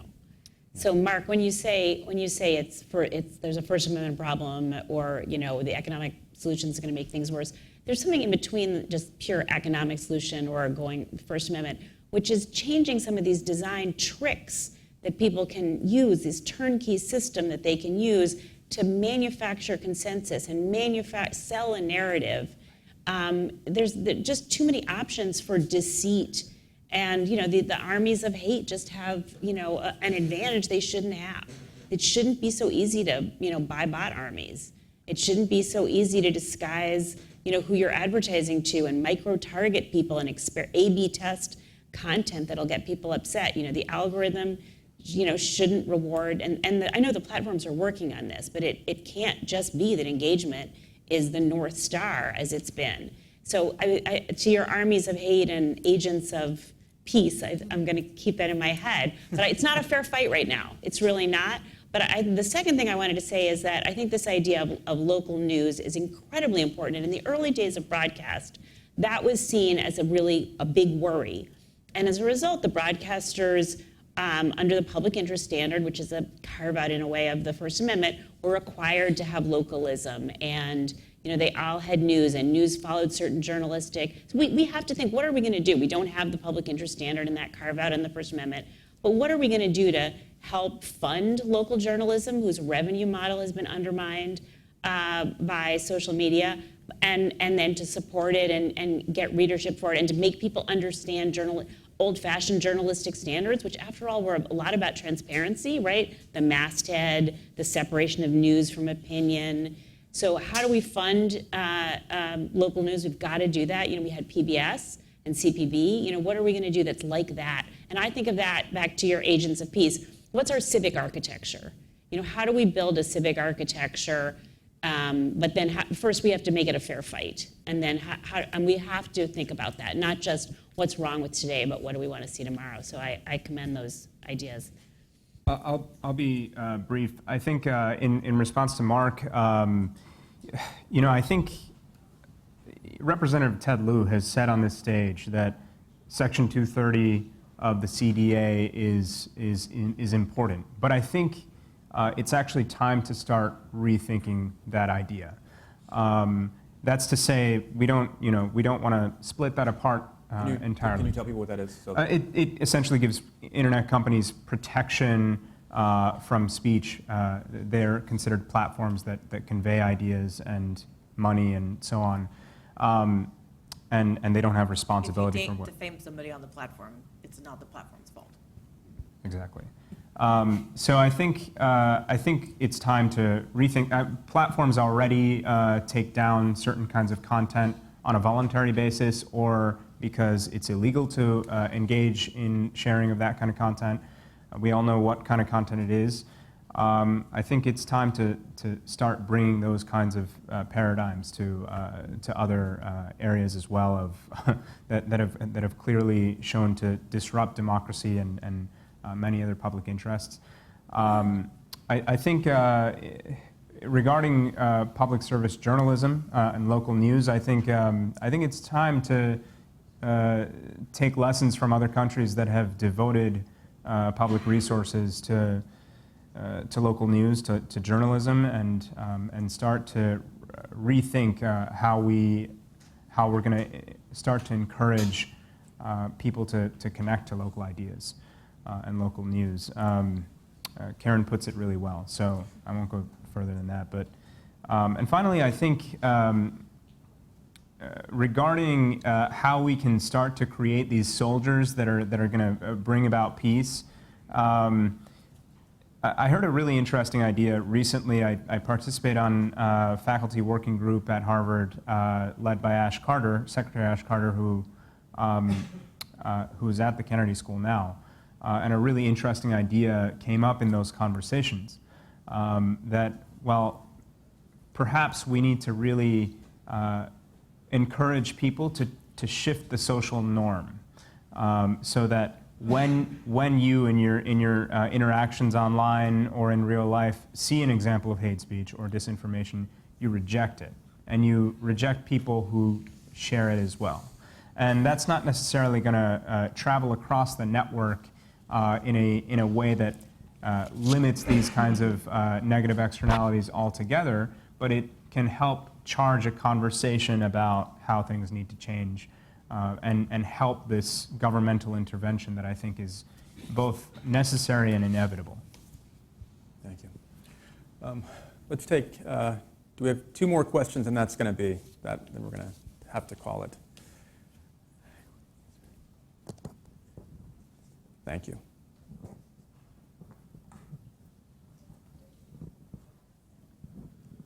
Thank you. Natalie Marisha from the Ranking Digital Rights Project here at New America. Dipayan, I really appreciated what you said about the need to regulate the business model whose negative externalities we're dealing with right now. Do you see a comprehensive federal privacy regulation or legislation being part of that solution? And if so, could you expand a bit on what you would like to see in such a bill? Let's take the final question now. My question is going to be rather pessimistic of the EOR. If you could state your name and affiliation. Ilhan Kagri from the Muslim Public Affairs Council. Thank you. I have a rather pessimistic question. I'm hoping you're going to give me an optimistic response. And that is that, you know, a lot of what you were talking about required sort of a marriage and cooperation between the public sector and, of course, the government, and particularly the federal government. And a lot of the problems that we're seeing, I think, are coming down from not just lack of leadership, but a leadership that is actually anti-press and calling, you know, the media the enemy of the people. And you also have a large number in Congress that are also against, you know, working against these, you know, purveyors of hate and these white supremacists and also these attacks on the media. So given that, you know, and it, you know, it might actually continue through 2020 and beyond, given that, how can, you know, what hope is there to really have any kind of partnerships between, you know, sort of the private sector and government, or the public sector? If we can keep our responses short and so we can wrap up here. So. Sure. Natalie, regarding the privacy question, I think just for context, there's this California privacy law that passed last year, and it's pretty stringent. It's the most stringent standard in the United States at any level. This is obviously at the state level in California, and various people have described it in various ways. One very strong privacy advocate that I know describes it as going 30% as far as GDPR goes, even though it takes a GDPR-like approach. So it's already watered down from the European approach. And additionally, I think that is triggering a federal conversation because companies like Facebook and Google want to preempt this law.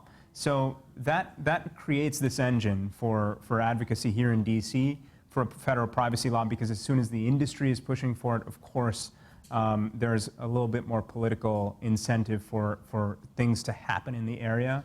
And Democrats and Republicans can tend to come together because advocates are caring about this issue too. But at the same time, I think connecting this issue of privacy to these negative externalities is really important. And it is this uninhibited collection of data that really enables Russian disinformation operators and hate speech purveyors to target the thin cracks in American society, identify them and target them and pound information and content at them until our social fabric breaks. So it's privacy that can protect us from that. And what I would love to see in a federal proposal would certainly be control and respect for the consumer, so that the consumer can really own and dictate where his or her information goes. And that should be the guiding principle, I think, in federal law. I just wanted to also flag, I would agree in terms of the importance of privacy, and the Lawyers Committee on Civil Rights Under Law, that'll be, I think, on the next panel, and Free Press collaborated with a model bill that talks about the intersection of civil rights and privacy, and I think that would be a good place to start in terms of some of the specifics that might be included in federal privacy legislation that would get at some of this discrimination set of issues. Can I just take the pessimistic question? So I, too, am pessimistic a lot of the time, but I really think that there are a lot of people on the platforms that really want to figure this out and do the right thing. And I think it's up to all of us to figure out what that is. You know, we can solve this. We can help figure out how to make it, harder for recruiters and radicalizers and purveyors of hate speech to operate online and work with the platforms to figure out how to implement policies internally that are transparent and have as few, negative consequences as possible. And I think it's up to all of us to do that. And I think if we talk in policy terms, that's why I still talk in policy terms, I think it helps folks understand that it comports with how we've regulated things in the past and how we've managed and had public conversations about things in the past, and that there are ways to do it within the context of the law, but we may not get laws for a while. But I do think that if we're clear enough about it and find enough allies and work with the platforms, that we can make a great deal of progress. But I think we all need to get clearer and better educated, which is why I think forums like this are so important. And also just talking to people who see different parts of this elephant. I'm learning a lot just being up here on this panel. Real quick, I know we need to wrap. I've been sitting here trying to think of something optimistic to say. So unfortunately, we have a dearth of leadership. I mean, let's just be clear. Our commander-in-chief uses Twitter to bully and harass people, and that's just the fact. And it doesn't really matter what side of the political spectrum you are. It is, from my perspective, that's what he does. So it's hard. Right now, I think we have a problem where there are too few leaders in government standing up and making powerful statements in this area. And so the public sector and the private sector, public sector being people doing public interest work who are not necessarily part of the government, and the private sector are really going to have to step in and sort of fill those shoes these couple of years and push us through this and keep, really taking on the role I think that we would like to be able to look to leadership for. And hopefully we'll get some normalcy sometime soon. I just want to end with just 2 points that's worth noting here, is that I presume everybody in this room is not online looking for anti-Semitic content or Islamophobic content, but it's out there. I mean, the reason we're doing this research, the reason Karen and everybody in this panel does the work they do, is because there are bad actors out there that are propagating this. And we want to try and better understand it. I just want to touch on something also that Karen mentioned, is the tech companies. I think that there are folks inside there that really are trying to wrap their heads around these issues. And so the whole purpose of this research is to try and inform that conversation with scholarship and data. So, I want to be hopeful that we can find a better way. Once upon a time, child safety online was a super hard problem. We now have it pretty well handled. It's not perfect, but it's not what it once was. Yep. And I'm confident that we can get there with hate as well. But I just want to thank our panelists. I want to thank all of you. We have lunch coming in 1 minute, but before we break for lunch, and the second panel, which Adam Neufeld has told me is going to be the best panel we've ever had at New America. I just want to please join me in thanking our fantastic panel.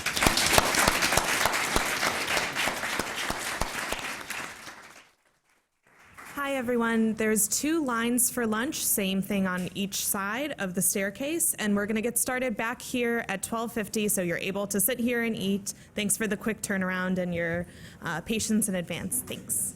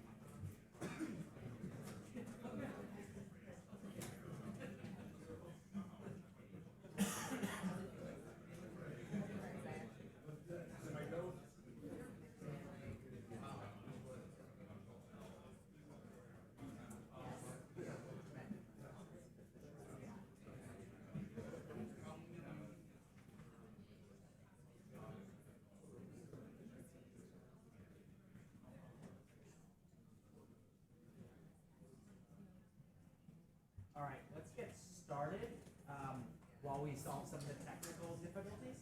I'm Adam Neufeld. I'm the Vice President of Innovation Strategy at EEL. And so really thrilled you all are here.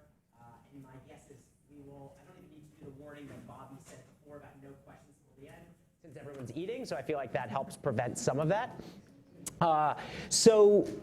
Before I introduce the panel and we start off the questions, I wanted to first set the stage a little bit, which is ADL recently put out a survey of over 1,000 Americans about their experience online, right? We didn't go try to find people who had had terrible experiences online. We had just, thank you so much. We just went out and did this survey because we found that there wasn't actually a lot of information about how much harassment there was out there. There was a Pew Research Center study about 2 years ago that focused on a narrow area. So we asked, and what we found was really shocking, even for us, where we are getting bombarded all the time with complaints about a personal experience.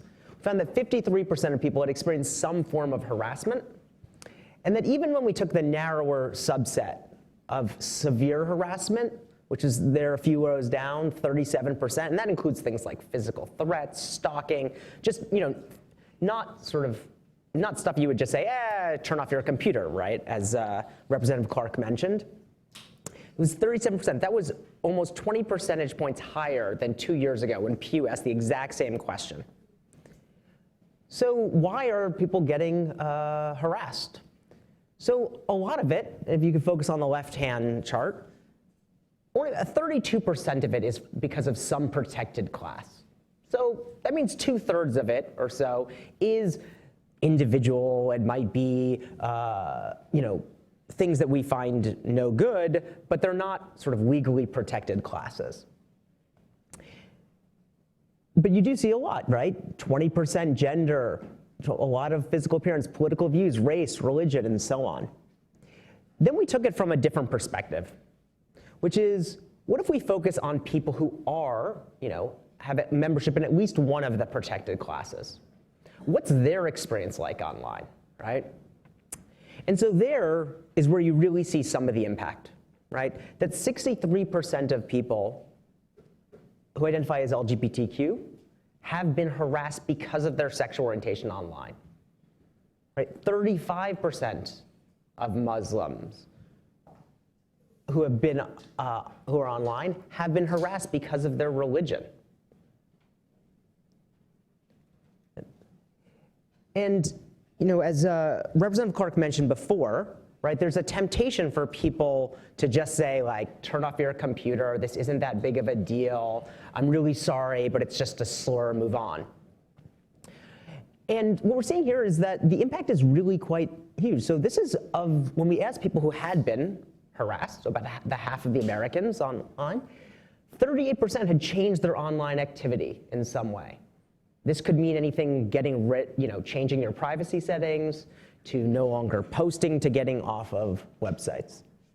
18% had contacted a platform, which isn't some easy, fun thing to do. You fill out a form, you provide a lot of information. 15% of the people who have been harassed took some steps to reduce their risk to physical safety, things like changing their commuting patterns and so on. And 6% contacted the police. 6% may seem small, right? But that is really huge, right? What you have to do to get to the police and to do that is a real statement of the fear that is having on you.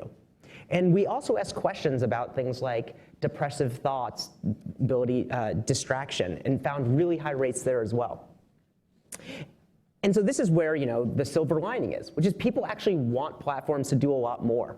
And it didn't matter, all these percentages, 60, 70, 80%, things like whether, adding options to filter content, making reporting easier, removing problematic users, labeling bots.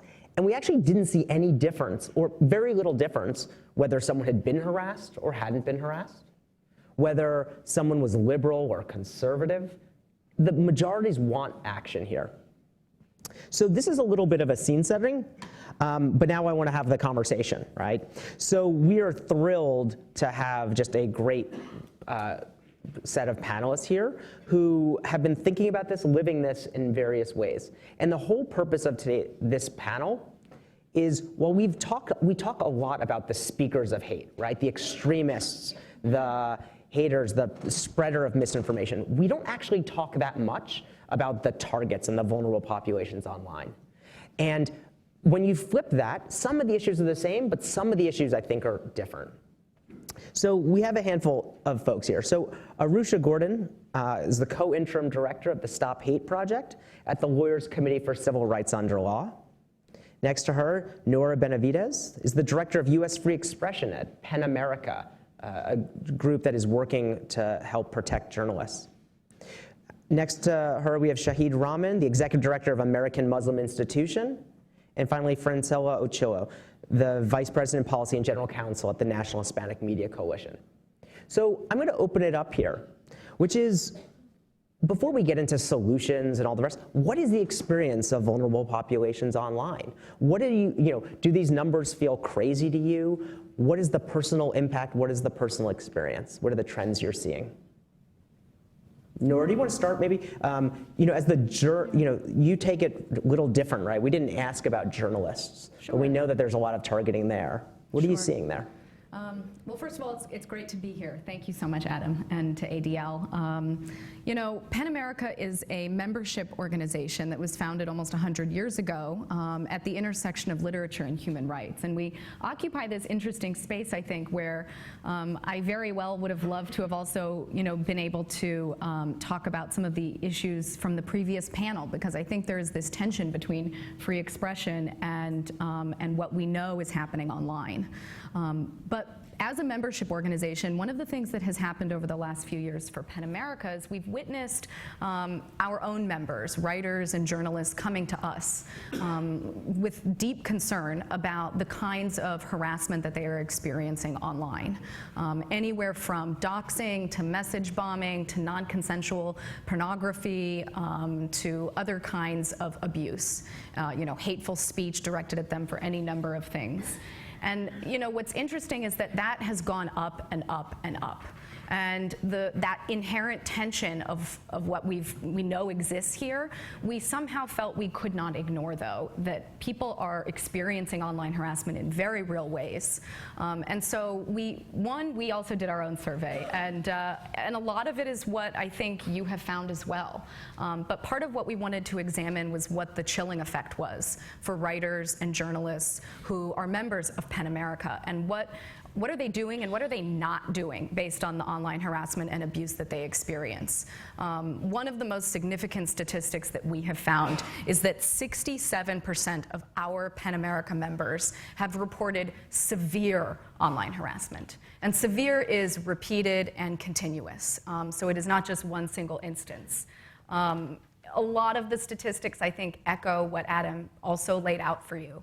But there's a bit of color that's missing when you just talk about the numbers. And I'm sure that all of the other panelists, at least Fran and I talked a little about this as well, that so often any recipient of the abuse online, I think, is one surprised to experience it, and you want to make it stop. But there is disbelief that I also think happens on the part of other people. And so where allies and employers can come in is a really critical point, and one that PEN America has tried to create wraparound tools and resources for.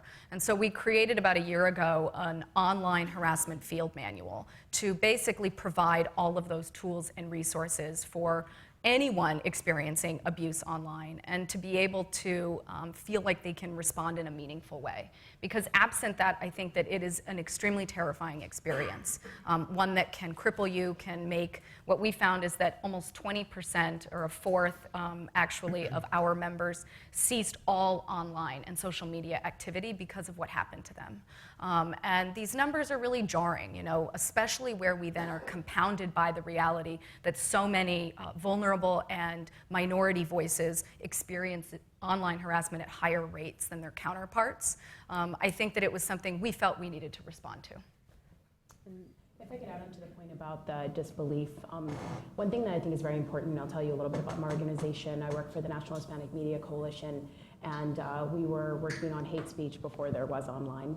A lot of our organization's work is about holding newspapers, radio broadcasters, news broadcasters accountable for their depictions of Latino communities, both stereotypes, misinformation, a lot of the ways that they would depict Latinos in ways that honestly Latinos didn't really have a platform, any sort of voice to really push back on that. As our work migrated to kind of looking into how that spread over onto online, I think one thing that's very important in this conversation is to always think about the human element of the story. And I think that, I know obviously you guys explored what responsibilities tech platforms have about moderating speech online, and one thing that I implore people to kind of stop and think about is if you're a person who's a member of a targeted community in general, and then you are targeted online, and for some people, there's just no escape from that. You're always a target. And I think that there's a very real, tangible spillover from when you are constantly, whether it's harassed, whether it is that you are part of this community that is, made to feel not welcome here. And I'll give you a few examples. When you think about the example of the Puerto Rican family that was having a picnic in a park in Chicago, and as the woman was verbally assaulted by another person at the park and actually reached out to an officer for help and was met with silence, nothing. When you have a landscaper who is out in the front yard of his own property and he's being accosted by somebody walking by on a sidewalk. When you have somebody in a coffee shop who they are yelling at this woman to stop talking to her child in Spanish. And when we think about the way that some of the ideas that are online essentially harden into these beliefs, they're uncensored, there's nobody to temper them. They essentially carry over into an offline space where they do have real consequences. Because the truth of the matter is those people are still your child's teachers. They're still your doctors and service providers. They are loan officers. It has very real consequences that spills over. So as we talk about the statistical analysis, I think it's very important to take that analytical view. If we were to look at like the FBI statistics, if you look at their 2018 report analyzing their 2017 numbers, there were over 7,000 hate crimes reported in the US last year. And when you look at the people who were targeted, over almost 60%, it was actually 59% of them identified that the actual conclusion for why they were targeted was because of their race or their ethnicity.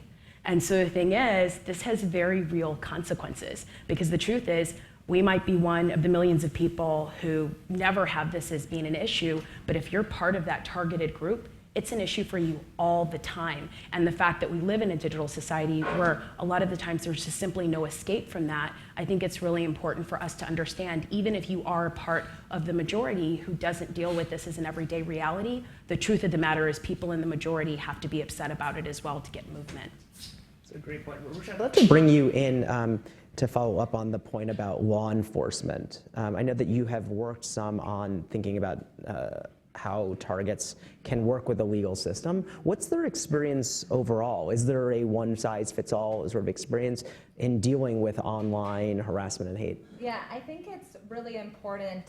So I work at the Stop Hate Project of the Lawyers Committee for Civil Rights, and we launched in 2017 after the most recent presidential election to provide support to communities being targeted by hate, with the understanding that, one, hate in our country is not new, and two, there are groups on the ground who've been fighting hate for decades, and we're there to support them, and they know their communities best. And one thing we've been doing is working with law enforcement and prosecutors to help educate them about the tools for countering hate, and also how to be responsive to hate crimes and hate incidents in their communities, both offline and online, in a way that really respects those communities and that communicates appropriately what the police departments are doing, what stage of the investigation they're at. And so it's such an honor to be on this panel, and some of the points getting brought up just remind me of some of the really heartbreaking calls we've received. So we have a hotline where people can call in and report hate crimes or hate incidents. And what we see from those calls is that what my colleagues are saying is, it starts online, the impact is so real. So one of the very first cases we worked on was an incident out in California where boys at this high school had created an Instagram account and had gone through and created content on this Instagram account that mocked in incredibly racist and sexist ways all the girls of color in their high school class.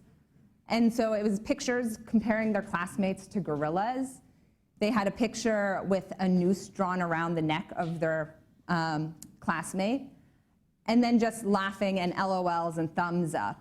And when the girls found out about this Instagram account that their classmates that they sat with in class every single day, when they learned about this account, the impact was tremendous. And unfortunately, I mean, this is why I'm so happy this panel is talking about it. Unfortunately, the impact on the girls was kind of lost in a conversation about First Amendment and you should be able to post whatever you want on Instagram. And that was the conversation that the media picked up. And the fact that the girls, you know, had severe physical manifestations of like the stress from that they had to sit in class with these boys to finish their junior and senior years. You know, and we've seen it in other contexts in the schools. You know, people drop majors. We had another person we spoke to who ended up dropping a major who, because the content was so triggering after she had been targeted by a troll storm. You know, grades can drop. It really impacts them. And the stat about that ADL found, you know, is particularly relevant for young people, that this is a main way of communicating. And if that is cut off, it's real, it has a real impact. And in addition, you know, we've talked to people who, you know, withdraw from the public space almost completely. And I know like journalists have had that experience. There was, I'm from Vermont originally. There was an African-American, the only African-American female legislator in the state of Vermont stepped down from the position because she had been so thoroughly harassed online. And again, training law enforcement and prosecutors as to how to respond appropriately is really important in that context. Shahid, I'd love to bring you in here. I know from the Jewish perspective, there's been an incredible amount of anti-Semitic harassment online. It is something that we've noticed as an independent thing, and then also when it sort of sometimes combines. So for journalists is a good example, where we found that there's not just, you know, people aren't just going after journalists, there's also a lovely subgroup that goes after, you know, Jewish journalists, you know, as part of a hobby or whatever. How are you getting the same sort of complaints? Are you getting the same experience when it comes to Muslim Americans as well online? I think a great example is we had an incident this past weekend where a gentleman, I think 19 years old, shot up a synagogue. And he's also allegedly burnt down, or he planned to set fire to a mosque. So I think in terms of spaces of hate, I doubt very much that one group will be satisfied with, okay, we have suppressed the Muslims, we have said what we had to say. I suspect that most of the data will show that someone who does not like a Muslim and speaks illy online would share similar sentiments with other groups. I'm originally from New Jersey, and I have lived in the same home for about 25 years, the exact same home, same neighborhood for a little bit more than that. My father was a US Marine, and immediately after 9/11, there was only one incident in school where someone said something, and it was immediately stopped by the administration. And I am from like a 99.9% Italian neighborhood. And now we have 2016 presidential election.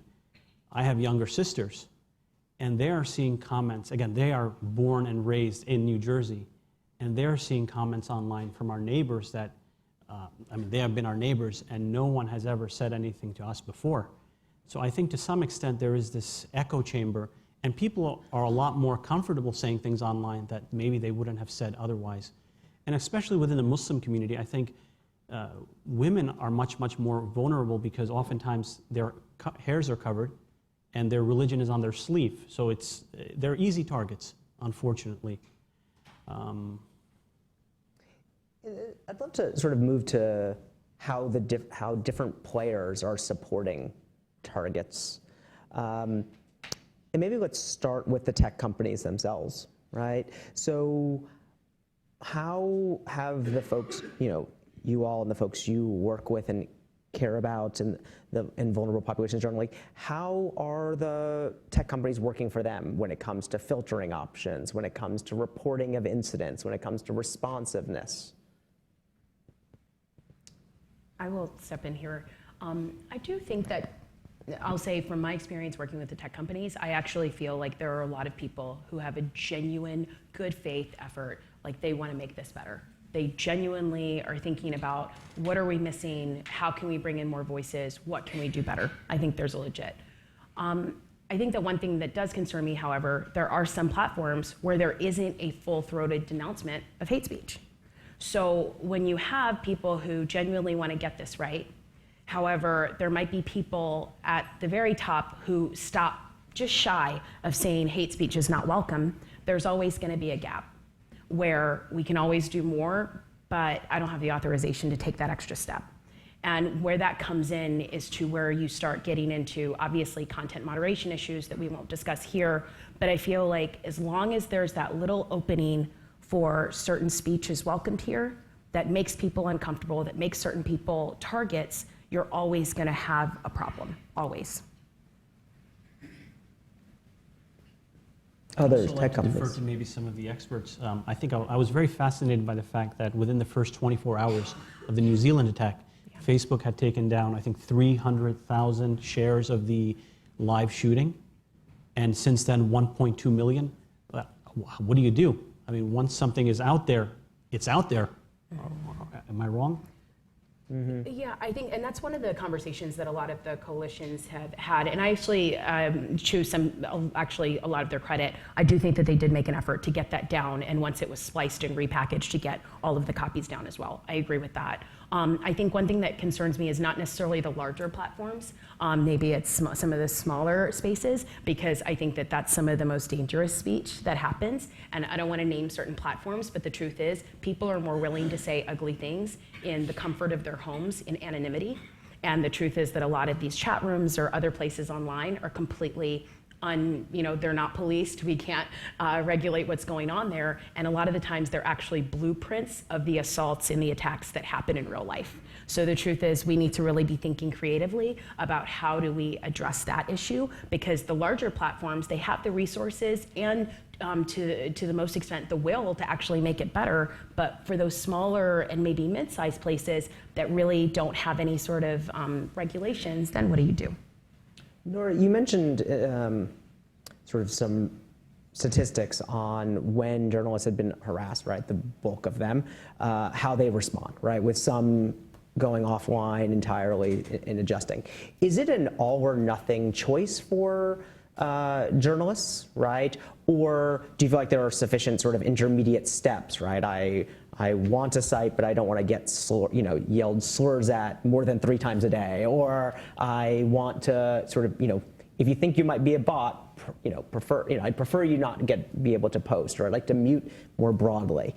Are there sufficient choices for journalists and others to make those calls? It's a great question. And at PEN America, some of the work that we've been doing, we think about preparing targets of online harassment, so that preparation is everything. I mean, once you become the target of online harassment, I think that there is, it's just an uphill battle in trying to reset your security and your cyber protections. And so when you think about the tools and ways that we can arm journalists in particular in advance of and to hopefully combat and prevent online harassment, I think there are a few things to consider. One is the role that your allies can play.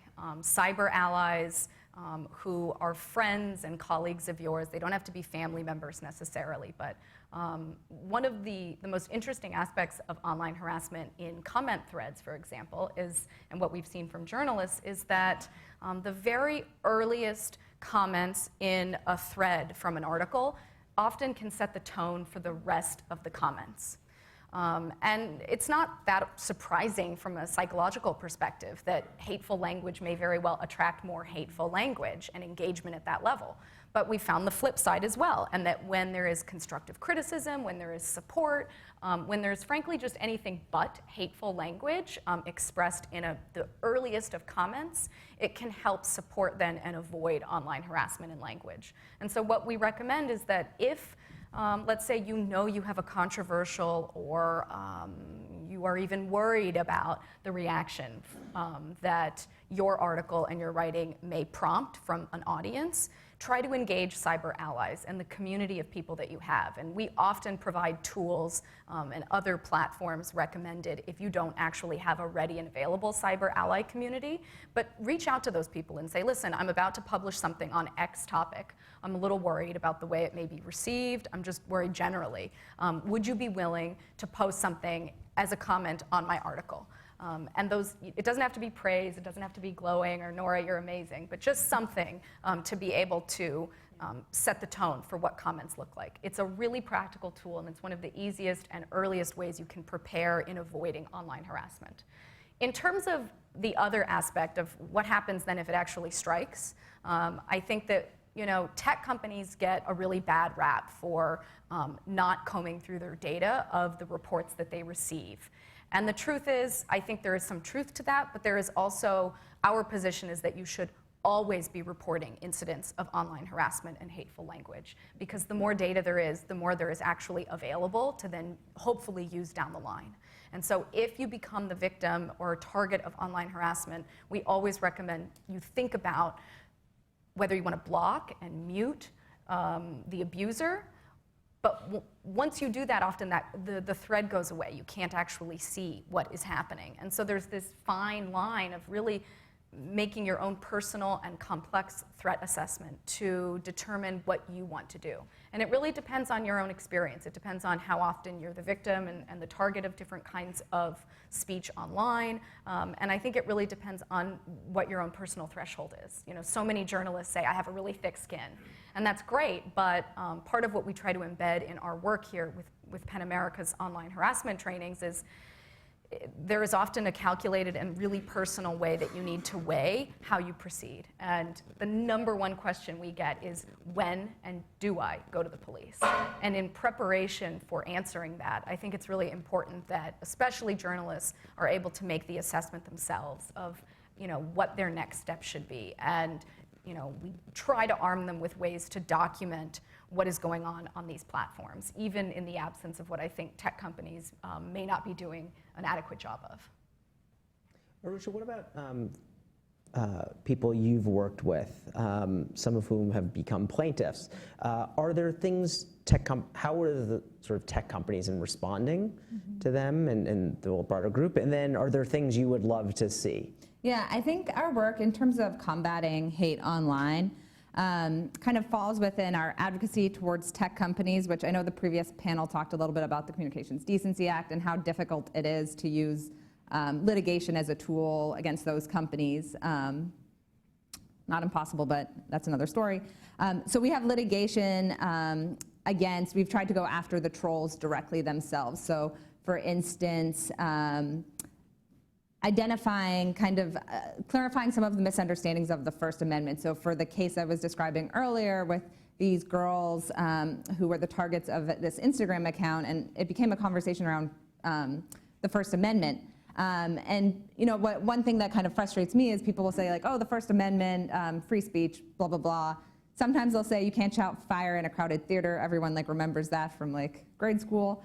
But there's these other exceptions. And for instance, one of them in this case that was relevant was you can't interfere with someone's equal opportunity to get an education. And in this case, we filed an amicus brief saying, well, this speech was so horrific, it was so outside the bounds of decency that the girls in this case, it interfered with their educational opportunities.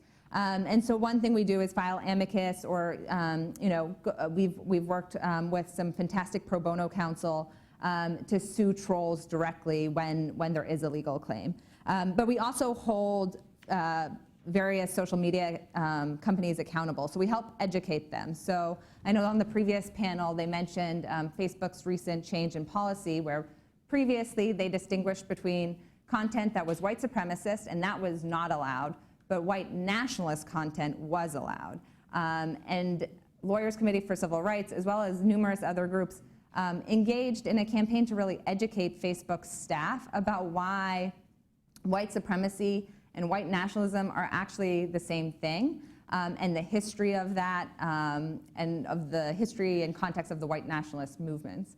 And so that's one thing we've done a lot of is just helping companies keep their terms of service actually valid and enforce them and educate them as to what white nationalism looks like. I think one of the challenges is that it feels like a game of whack-a-mole frequently. So the rhetoric that white nationalists, white supremacists use is frequently changing, and so that's one of the challenges for companies. That's why the rhetoric shifted from white supremacist to white nationalist. They talk a lot about replacement these days, and so the rhetoric just changes very quickly. So yeah, helping educate. You mentioned before sort of multiple platforms, right? You said there's a lot of talk about the big platforms. They're not as much around the small ones. We're obviously, when people talk about small platforms now, they mostly are meaning really horrible places, right? And it's sort of radicalization. But to what extent do you think that the experience of people online will actually generate some market pressure for new types of platforms that provide different services to people, different types of protections, different tools, different security to people who are at risk in other parts of their life? Do you think that is sort of something you're already seeing, people seeking out, sort of thinking about harassmentability or whatever between platforms? Could you see it? Well, one thing I think that is really important is I think that some of the larger platforms set the tone for what some of the mid and smaller size platforms need to do. They almost set like an industry standard as to this is what we should be adopting on our platform. These are the types of rules of conduct. I think that one thing that Arusha brought up about the point about the terms are constantly changing, I think that that's something that it's really easy to go underground into a smaller or a mid-sized site because they might not have the same amount of expertise in being able to detect code language or alternatives in your rhetoric that maybe the larger platforms have gotten really good at detecting. What I would like to see is a little bit more effort in reaching out to whether it's academics or even to, I think that we could very easily tap into actual students who are constantly experiencing online hate because a lot of them are actually experts in it because they're targets all the time. And for example, when I went down to Louisiana to visit my nieces, one of the comments that came up was about being called an Oreo online. And the truth is that for most people, if you did a search, Oreo would not be derogatory. And for people who don't know, Oreo means that you're black on the outside and white on the inside. And the truth is that it's like, is that hate speech if it's African Americans targeting other African Americans? You decide. But the point is that either way, it's part of her everyday. And we need to really be thinking about whether it's students or people who really, but especially students who don't really have an option to avoid being online, they are experts in this and they are not being involved in the round of expertise in being able to detect some of that code language that is really the most pervasive and dangerous. I mean, we have a generation right now of much higher levels of anxiety directly related to social media consumption. And suicide rates amongst high school kids are at an all-time high. And that's not necessarily a direct correlation or causation rather, but I think we need to have those conversations with students. I think oftentimes, like you're describing, parents don't understand some of that code lingo. And at least from our side, American Muslim Institution, we've gone and tried to have these conversations with different mosques and different institutions to inform and educate community on what's going on in these spaces. Because oftentimes, at least as far as the Muslim community is concerned, the majority of the population of Muslims in America are very young, under the age of 30. Yes. So they are the victims of a lot of these statistics you're seeing. If you were to go dive a little bit deeper, you'd see it would skew toward the younger generation. So I fully support this type of notion, and this is what we're trying to do. And one thing to add to that really quickly is that I think one thing that's really important is that comment about being an Oreo, the other thing to flag is that if that came up on your feed and you saw somebody that you knew made that comment, and full disclosure, I'm from Louisiana where people are allowed to say really unpleasant things that would be totally shunned in DC, that would sound outrageous, would you have called out the person that you saw put it on the comment feed? Would you have said this is unacceptable? And the truth of the matter is a lot of that is met with silence. And as long as it's met with silence, it will be acceptable. So to some extent, there is a responsibility for people who maybe still are not the targets to actually intervene and say, this isn't okay, I don't want this on my page. I also think, I agree. From an AI perspective, the solutions and the ways that platforms are utilizing artificial ways to combat and monitor what is going on online, they're just not, they're not moving fast enough, I don't think. You know, the solutions that we need are not being met by AI properly, and there are a lot of what are called false positives when AI is utilized for content moderation of sorts, and that those false positives, frankly, I'm not even sure it would come up as any kind of harassment online, the term Oreo. I just don't know. I mean, again, I'm a relative Luddite in the scheme of, you know, conversations about AI, but I don't think that we're in a place where we can have confidence completely in the ways that platform and AI tools are actually providing protections the way we would want them to. And that's a really interesting thing that I think we're just in a place we're not moving fast enough. It's a great point. Let me follow up on that, which is, it seems that when tech companies decide when to use artificial intelligence, right, or a new technology, they think about it in terms of like individual rights, right? I'm about to kick some comment off, right? Or I'm about to kick some person off my website. Like, it feels like judicial in some way. And as a result, they say like, oh, you know, just one person, if I'm wrong, like that's really problematic. Particularly when we're talking about white supremacist or harassment, right? This isn't quite as concerning when it's dealing with, say, ISIS, related terrorism, or child pornography, or other things like this, right? I'm sure, you know, my photos of my kids bathing or will occasionally get weeded out, and that's sort of like the price one pays, right? And everyone responds. Is that the right approach, or is that the only approach to the way to think about these things, right? Could you imagine a world where certain AI wasn't good enough for deciding whether to take a comment off of a platform overall, but was good enough for a journalist to filter based on it, right? Their own choices, right?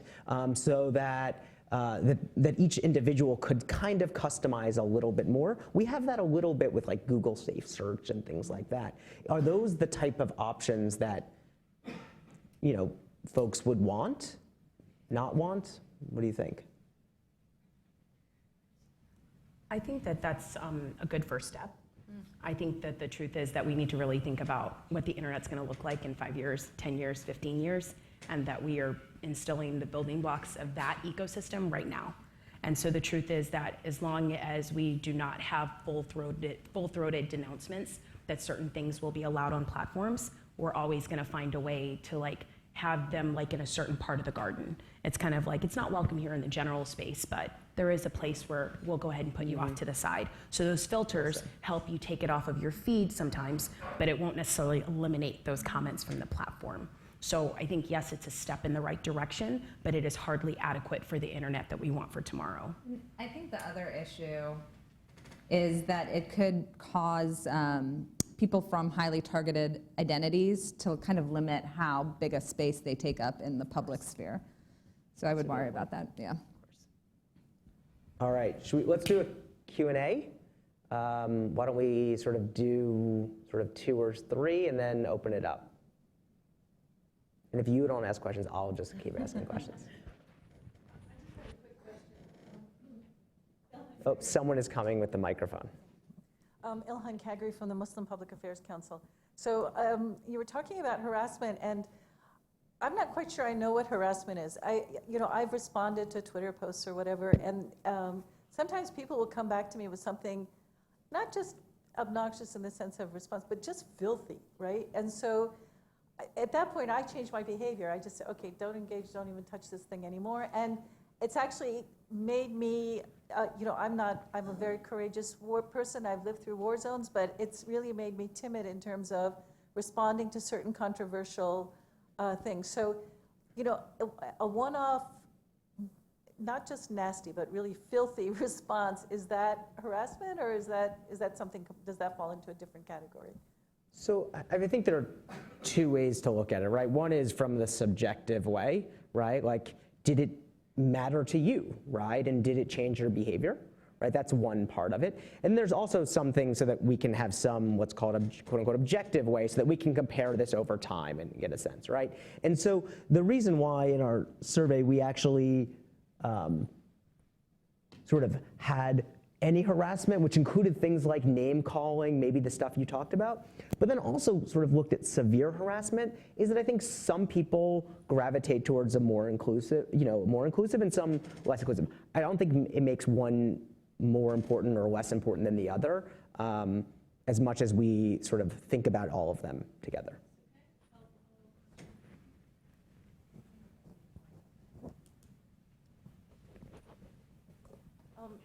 It seems to me that part of the harassment is not just hate, but it's to actually shut down the discussion. So, or to shut down, people being exposed to, those kinds of ideas.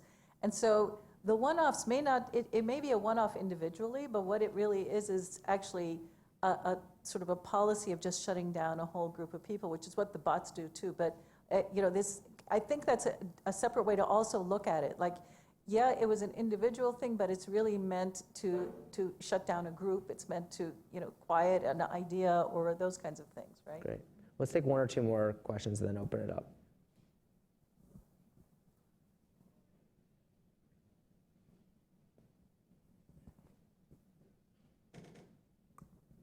Hi, Natalie Marichal from Ranking Digital Rights here at New America. A couple of you alluded to the necessity of perhaps accepting that some things that we might want to post or some things that we might want to do may not be possible if we put in rules, lines, regulations to protect people and address this extremely serious problem. You mentioned the example of, well, maybe I can't put pictures of my kids in bathing suits or bathing because it would get caught up in, it's hard it would come up as a gray area type topic, and at least in an algorithmic assessment. Could you give some other examples of things that right now we're able to do online, affordances that the platforms make available that might not be possible if we put in strict rules to guard against all of these harms? Maybe to kind of help understand the trade-offs that are at play here. Sure, who wants to start out? I don't know if this answers your question directly, but I know one thing that we've had a lot of conversations about is how policies and rules can backfire to really target minorities and creators of color who are putting out content and to shut down their ability to have their messages heard. So I think that's one thing we always try and keep in mind when we're talking about advocating for a change in policy. But I'd be interested what my colleagues have to say. Anything else? I was thinking about the Black Lives Matter as well. That's fine. Other comments from panelists on the trade-offs or on this idea that harassment seems to be taking an individualistic lens, right? To put words in your mouth, right? That it is about you, the person I'm sending, but really it is part of a broader message, in trying to sow either silence or fear in a broader population. Yeah, I'm happy to jump in. Well, so one of the things we do is we actually define online harassment because I think that it's important to define it. And so a lot of the discussions that I have with journalists in particular is trying to lay out for them that broad definition, which is, and I'll read it for you, it's the repeated or severe targeting of an individual or group in an online setting through harmful behaviors. It's very broad, and I think that it's kind of intended to be so, much like to echo what Adam said, that some of this is subjective based on an individual's experience. But it does beg the question of what do you do then? And so a lot of our work now is thinking about counter-speech and how can targets of online harassment respond, if you will, to what's happening to them. And not all of us are famous, not all of us have a massive Twitter following, but I think there are some really interesting ways we're seeing people kind of co-opt and take what has happened to them. One of the examples is someone like Roxanne Gay, I know, who seems to me to be the queen of clapbacks. And her way of dealing with online harassment is to respond directly to someone. And again, she has an amazing following, so it might not be right for everyone, but it's a really interesting and clever way of just shifting narratives. I'm always collecting stories from the writers and the journalists and other PEN America members that I talk to about what they're doing. And one individual I know said, I always respond to comments that are hateful language with a photo of a puppy. And I do that, and then that's it. And they don't respond anymore, and that's it. You know, I think that those are ways that we actually have to begin. Those cat-loving white supremacists. Yeah. I love it. Great. You know, Jonathan Weissman was another one who had been the target of terrible online anti-Semitic rhetoric, and he actually took a break for a long time from social media. And when he came back, he, you know, again co-opted the parentheses, you know, on his Twitter handle, and then throughout all of his writing afterwards to, again, try to shift the narrative of what had happened to him. And so I don't know why people do what they do. I think some of this we know from psychologists is that, and the experts we've spoken with through PEN America is, you know, the online disinhibition effect, that people don't actually feel accountable for what they're doing online because no one can see them or know who they are. But really, I don't know what the longer answer is. And so our thoughts and our sort of position in developing recommendations on counter speech is to do what feels right to people. And part of it, I think the strongest thing is to build communities of support. And there are amazing organizations that are also doing that. If you don't have your own support system or cyber community, there are groups like Heart Mob, which is exactly what it sounds like. It's a group of people who will, it's a mob, and they will come basically give you a cyber hug and do all of the things online that, that friends would maybe do. And, you know, I just think that in our promoting counter speech, it's part of what we're hoping to do is also help shift how we think about the way online harassment often ends with someone taking a break, either, you know, permanently or even for a small period of time from social media. All right, if there's one or two more questions, we can do that. Cheryl.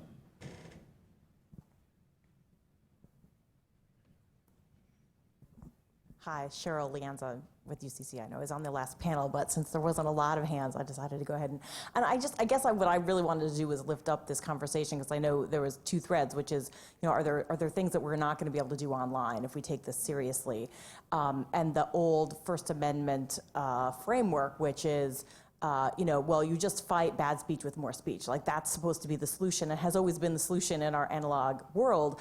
But to me, the difference in the online space is that bad speech actually does shut down, just what Nora was saying. People go offline. They don't say things. They don't express their view anymore in the same way. And so I don't know if you guys have more examples of that kind of circumstance, but it changes the First Amendment calculus for me. Not clear where we're going with it, but I think it's an important point to make sure that we're focusing on that it's not that hate speech was ever harmless, but it's much more able to block out speech than I think it was in other media. Another question?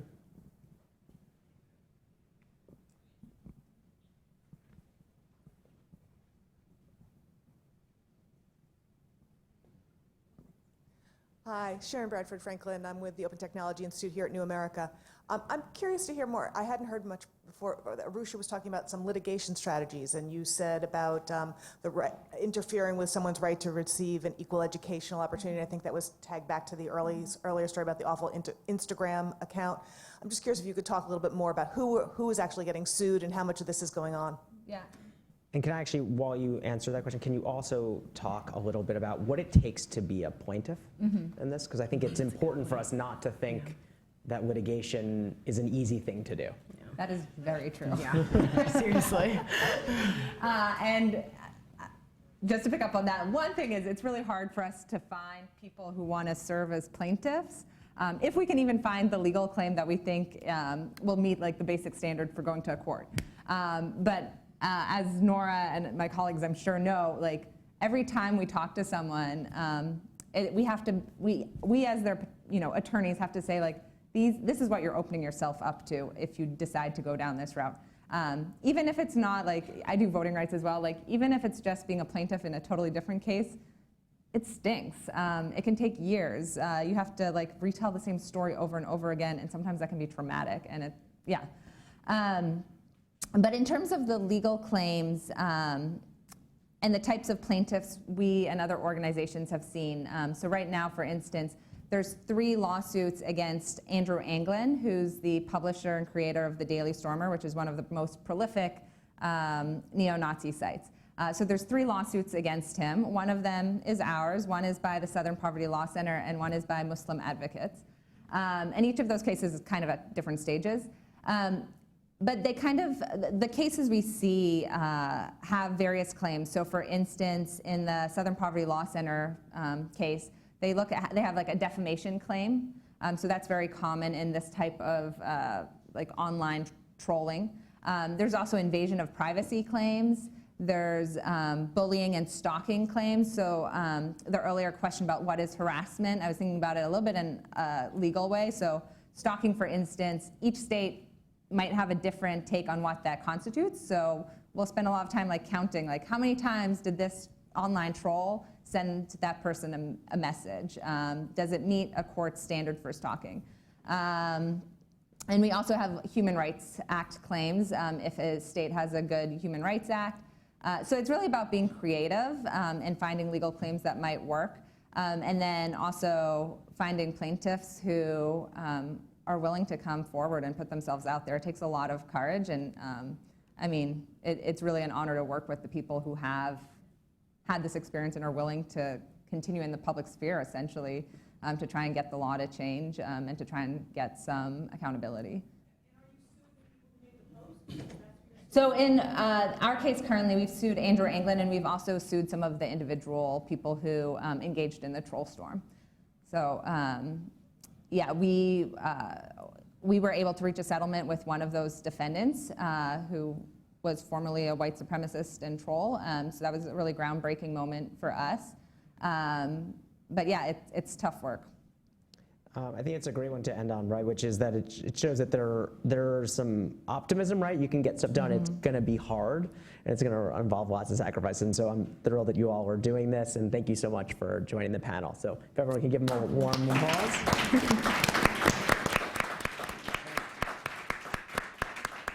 And thank you all for coming here and spending a couple hours with us. Thank you.